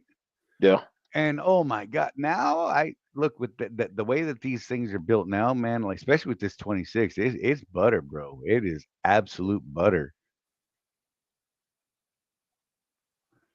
that's good. Here you got Brian Jess in the house. What's up? He says, "You're right, Craig. People are downright broke right now." Yeah, it's a weird economy, man. It's Oh definitely a yeah, weird economy. You sent know, Del Monte into bankruptcy. Good lord. really? Yeah, I didn't see that. Wow. a couple of months ago, yeah, they went into bankruptcy. Undertaker's telling you, Charlie, right now. He says he can confirm that you'll be using a lot more DEF on your Right. new truck. So Sorry, I I'm don't know reading why that labels is. on There's this got to stuff. be an efficiency. Anytime they do this sort of stuff, Craig, I'm always curious. So we know that up until recently, um, a good Series 60 that's been rebuilt pre-emissions got much better fuel mileage than, say, a truck that was manufactured between 2007 and about 2015, right? Yeah, At what point are they looking at this where, so I'm getting 9.8 in my Series 60 and you're getting 7.8 in your DD15 from 2008, right? When do they look at that and say, well, wait a minute, the cost versus benefit here? You're burning a lot more fuel. Isn't that polluting more than not burning as much fuel? So the fact that they're increasing the amount of DEF that's required for the after treatment, where's the numbers? I wonder what numbers are they looking at? You know what I mean?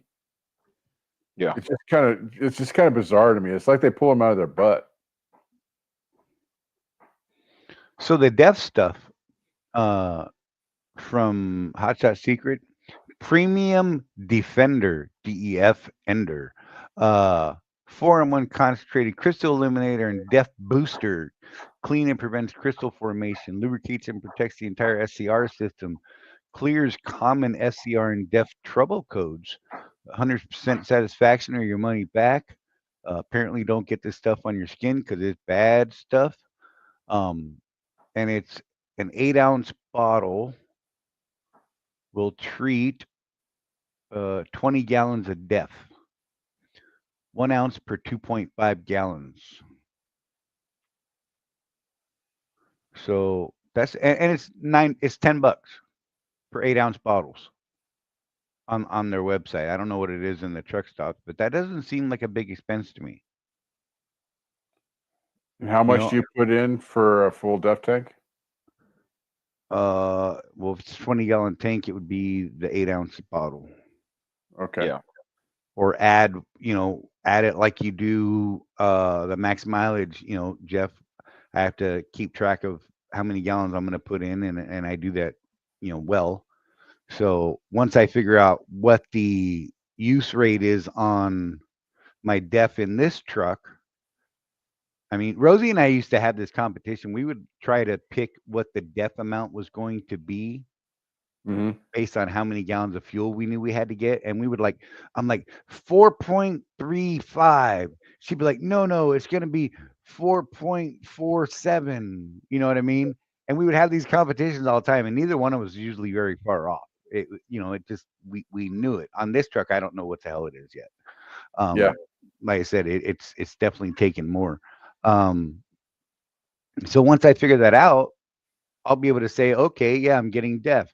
I can put it in, once I treat the whole tank, I can put it in as we add it and get all the benefits from it. And I don't think $10 a bottle is bad. What is that? $10 on 20 gallons. So for Rosie and I, we typically burn between 100 and 140 gallons a day, right? Um, of diesel fuel, which was 4 to 6 gallons of def a day, Mm-hmm. um, at 8 ounces for 20 gallons. Let's call it six a day. That's 12. That's 18. That's 3 days. Yeah. $10 spread over 3 days. I mean, yeah, I mean, it adds up, of course, but if it's keeping things clean and stopping those crystals, because that's why I keep my def tank full. I've, said that in the Right. past. I'm of the thought that if there's no air, the crystals don't form, and luckily I never had any def issues in the 23. I literally never had any def issues. Coming up, and it was right up coming up on was it 430,000 miles on that truck when I got rid of it. Um, so I don't know. I mean, it's anecdotal at best, but I think that something like this is got a good ROI on it if it actually does what it says, right? Right.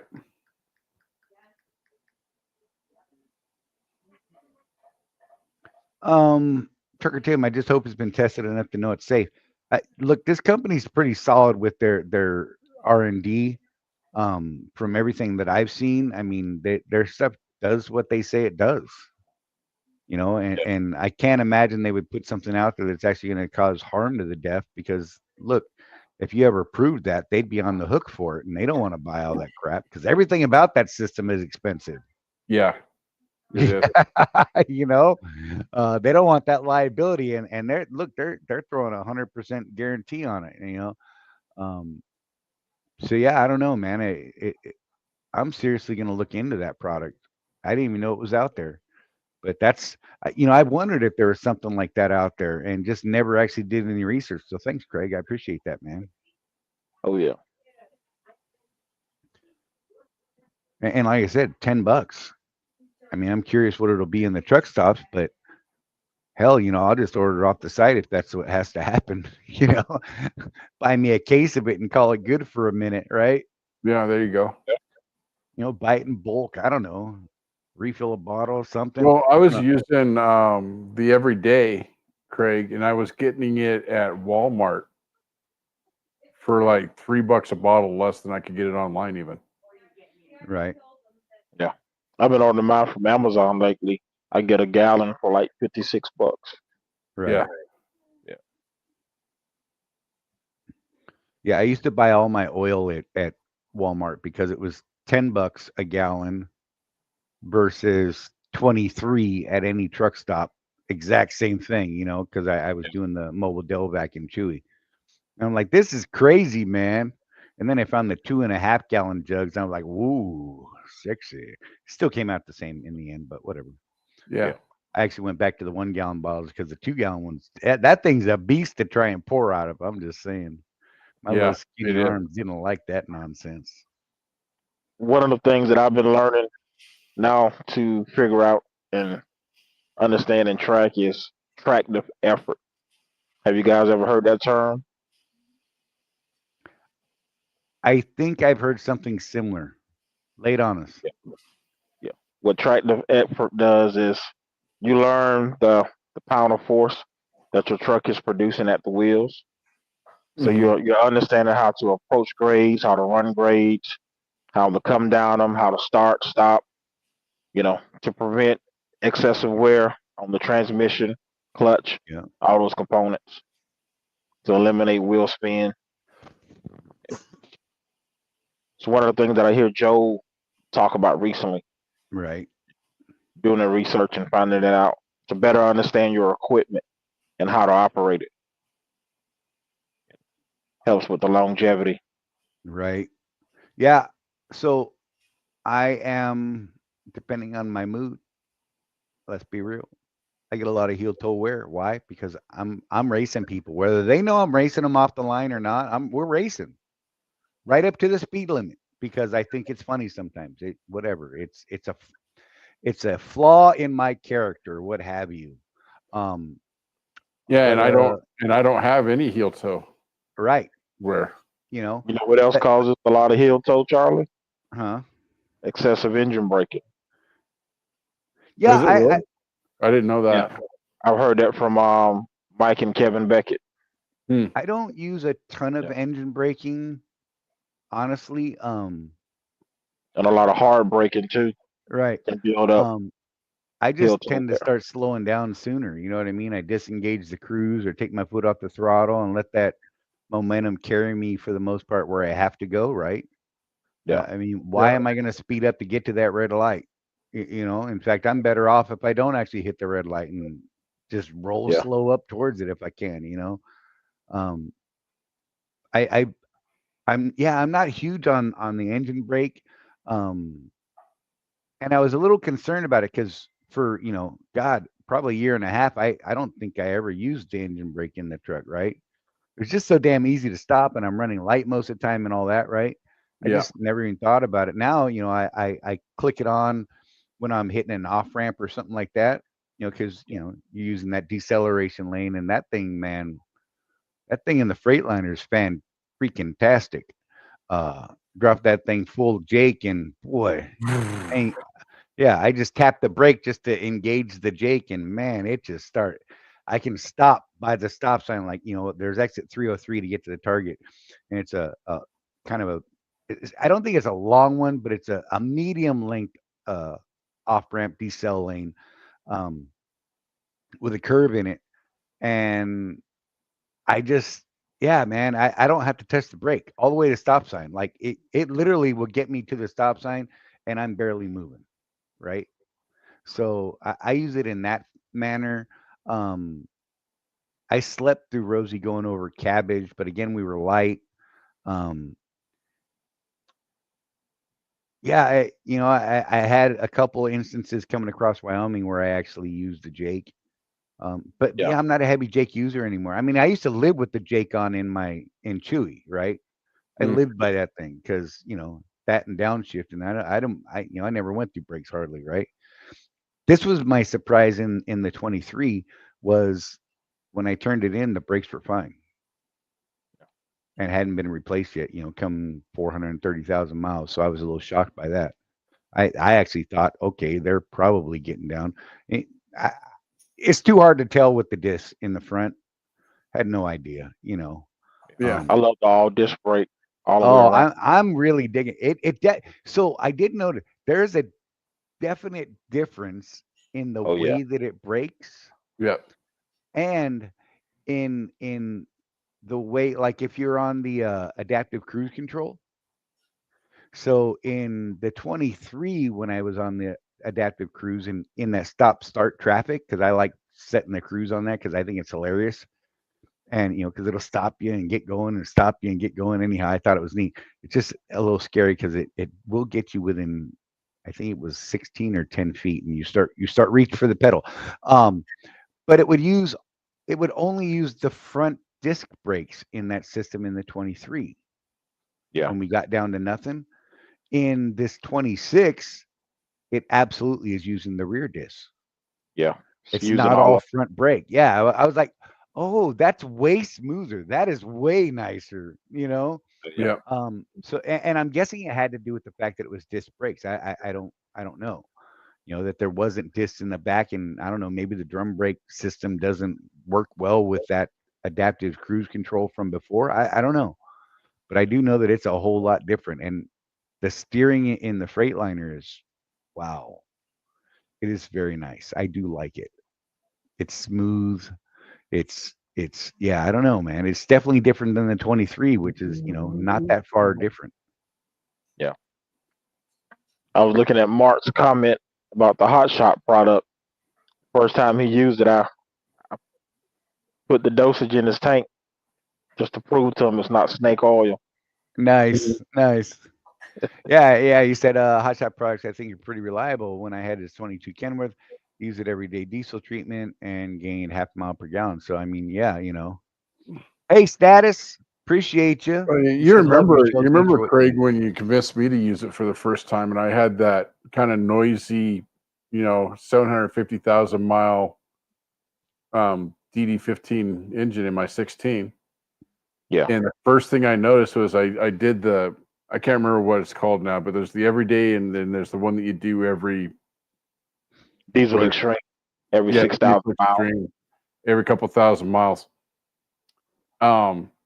That engine immediately within about 50 miles after treating the fuel, the engine quieted down. Nice. It was night and day. And so I was running both that and the catalyst together. And yeah, why not? I'd already invested in the catalyst, right? Right. Yeah. and they do different things. So They do. so I just ran both, and a million miles on that engine, and the engine's still running just fine on that truck. Transmission is my issue. Mark For said, those of Craig, you can that- you talk about the EPU in the Volvo? He did, Mark. Mark Yeah. says he has one in his 25 Pete 579 and loves it. Whatever, fancy. You're 579, fancy man. Good for you. I don't I know if think you it's a heard great earlier, investment. Mark. I ain't mad at you, man. It's just our time. My time is garbage right now. Yeah. But yeah, it's Hot Shot Secret. I haven't done any research into the new offering from Pittsburgh Power. Have you guys? Not yet. No, not 'Cause yet. They got that new additive now that's supposed to be more for fuel mileage, but I haven't really looked into it. As Joe calls it, it's their version of Hot Shot Secret. Right. Yeah. Okay. Well, I can see. I mean, why you would do it. I mean, because a lot of people are going to Hot Shot. So let's be real. You got to stay competitive, Yeah. right? And supply Because what the the market biggest wants. thing, the biggest thing about the catalyst, even Kevin has said that if your truck is not a dirty burning engine, you don't need catalyst. Right. Yeah. Right. If it's spec correctly and you're actually doing the work to understand the truck and how to operate it efficiently, you'll be good with something like Hot Shot Secret, just to So give you that extra layer of protection. how does one go about finding out if they have a dirty burning truck, though? You know what I'm saying? Um, how would the average guy figure that out? I don't know how you would figure that out. Yeah. I Looking just at the specs of it. Yeah, I Yeah. just expect How the often are you Freightliner to doing be regen dirtier, would probably be an indicator. Yeah. right? That's a big indicator. Yeah, okay, that makes sense. Um, And the because guys that are pro Cummins, they do recommend that, you may want to stick with catalyst because Cummins is predominantly dirty burning engine. Yeah, produces a lot of soot. Mm-hmm. Mike Anderson thinking about using Charlie's name to get out of this knockoff Lego 24 Kenworth. More pieces fell off this week. Sorry, man. Oh, that's the great way to put that. Lego. Oh, geez. But yeah, with I just expect the Detroit to do better with the max mileage. You know what I'm saying? Yeah. I just expect the Detroit to be a dirtier motor because of my past experience, and I could be completely wrong, but I do know that the only time that I had those parked regens, except for that one time that I had that problem, and it seemed to clear itself once I cleaned the system or whatever, and did those forces and all that crap. Uh, I don't do a lot of parked regens, even when we are parked, unless it's for multiple days at a time and we're idling the whole time, like for Fleet Mhm. Week. You know, um, it would keep up with itself pretty good with the max mileage. Um, Without the max mileage, I noticed more regens more frequently, um, and I had that problem pop up. Where I had all those codes that one day, and I was not using max mileage anymore. Again, anecdotal proof, but I don't know. In my brain that says get the max mileage in that motor. Yeah. Yeah. So And it that's what could I'm be the doing way now with that the new one. Swift has them spec. Right. Because let's be real, they're not specing Oh these yeah, trucks. yeah. Yeah. They're specking for cost, their cost. Yeah. Yeah. You know, I look. I ain't mad. I get it. I try to look at things from my business perspective, their business perspective, whoever's business perspective, and I can't knock them for it. I mean, would I like something different? Of course. Why not? If it's better for me, of course, absolutely. But it is what it is, and it's what is available at the time and meets my needs. I'm good. You know what I mean? Yeah. Yeah. No, Mark, they have not fixed those problems since 22 still. Uh,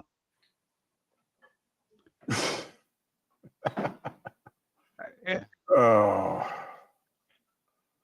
power, Why would they fix it when people keep buying them? right? There's like, whatever, we'll throw on a new piece. You can have it.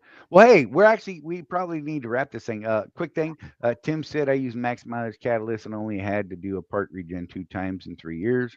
Yeah, like I said, the only time I had issues when I wasn't using it or when I'm parked for many Like multiple it days idling. driver appreciation week or something. Right, where we're there for, all day long, 5 days straight, all night long type of thing, like, granted, last time we didn't sleep in the truck, but the time before that, Rosie and I stayed in the truck, and oh my God, we didn't turn that thing off for a week. You know what I Yeah. mean? Because it was freaking hot. So, Craig, anything else you want to, last thoughts on the Volvo or anything like that you want to throw out before we wrap this thing, man? I'll Feel just like say you missed that anything? I appreciate the time and effort that Volvo has put into the truck and listening to drivers, Right. especially guys like Joe who take their business serious. And a Yep. lot Yep. of the new improvements and upgrades and features that you see come from the recommendations of Joe and that relationship. Like the monitoring the depth usage on the dash Right. was one of his things, and Mm-hmm. telling them that, hey, you should do this. This will work better. You know, one of the statements he used is, the engineers sometimes get a little wonky when the little boy out of the cornfield tells them, you need to do this, Right. and they do it, and it actually works better than what they thought. Yeah, Exactly. Yeah. Look, engineers can make some pretty good decisions based yeah, on expected outcome, right? yeah, But then we have the laws of unintended consequences, which always rears its ugly head. Some might call it yeah, Murphy. Just saying. Uh, you know, yeah, um, but yeah. So I get that, and I think it's phenomenal that they're doing that, and they're embracing it more, and they're trying to make their name for this new era that they are dawning, right? Um, yeah. I think there's a lot of good things to come, and I'm not quite ready to make that leap over yet, but maybe soon because now we're going to start getting some pretty good data. Not just Joel, not just one guy out there. And which I mean, he's a credible dude. Don't get me wrong, but I want to start seeing, it broader in the industry. I don't want to be the early adopter of the new technology in this industry with my Right. business, right? Yeah. We've seen that bite at people in the butt too many times at this point. First year run of all these new technologies absolutely typically has just been wrecked. My 2012 Cascadia, man. Right. Terrible, Um, terrible. what was it? The 17s or 18s was another one where they just, gosh, Just you know. terrible year. Well, Craig, you said you were grateful to Volvo. I want to tell you that Jeff and I, in our community, we are grateful to you, sir, for your dedication to learning about the Volvo stuff and sharing your information. And definitely want to get you back on to talk specifically Volvo stuff because Yeah. you're our resident Volvo expert. You know what I mean? Yeah. When we have questions about Volvo, we don't call anybody else but you. Poor you, because Yeah. you're stuck with us, bro. Like and we're gonna quote you on it. So I mean, you really got to make sure your stuff's tight, bro. Like, Yep. well, Craig said, Yeah. so it must be true because we believe Craig. We trust in Craig. In Craig, we trust. I'm just saying. But so thank you, sir. I do appreciate it. Jeff, you want to take last word, Craig? One chance. What last word? I would say too that the relationship that I'm building with Creek and Mauston, Yes. Right. yeah. And the last time I was there getting the some things changed on the truck that they wanted to change. Had a Yeah. chance to get in on a conversation with the Cummins guy that was there. So to be allowed to eavesdrop on their conversation and a lot of the collective work that's being done, yeah. Volvo, we're gonna be number one, no doubt about it. Nice. All right, man. All right, Jeff. What do you got? All right. Coming to the end of the show. So you know what I'm going to say. Keep that rubber side down. And remember, with no action, there is no traction, guys. And with that being said, we're not planning uh, set topics right now because our life has been a little wonky in the trucking world. Not sure where I'm going to be, when I'm going to be. So trying to do some research on things when we need it. I just honestly don't have the comfort to do that right now. So the next couple of shows will probably be formatted like we've been doing the last couple of weeks. Get in here, let's talk to some people. If you got questions and things like that, by all means, bring them, man. If you're watching this on the replay and you got some Volvo questions or whatever, put them down there in the comments. We'll we'll stab Craig in the side and be like, hey Craig, this question, and we'll get you an answer one way or another. Craig's one of those people that definitely, if he doesn't know it, he will find out for you. He will absolutely seek out that answer. With that being said, y'all look after each other. There's no one out here looking after us but us, and we will see you next week at 3 p.m. Pacific, because I had to figure that out today, right? Uh, 6 p.m. Eastern time on Tuesday, hopefully, like most Tuesdays. Could be Wednesday, who knows? Whatever. You guys be safe. We'll see you soon. And I'm going to push a button.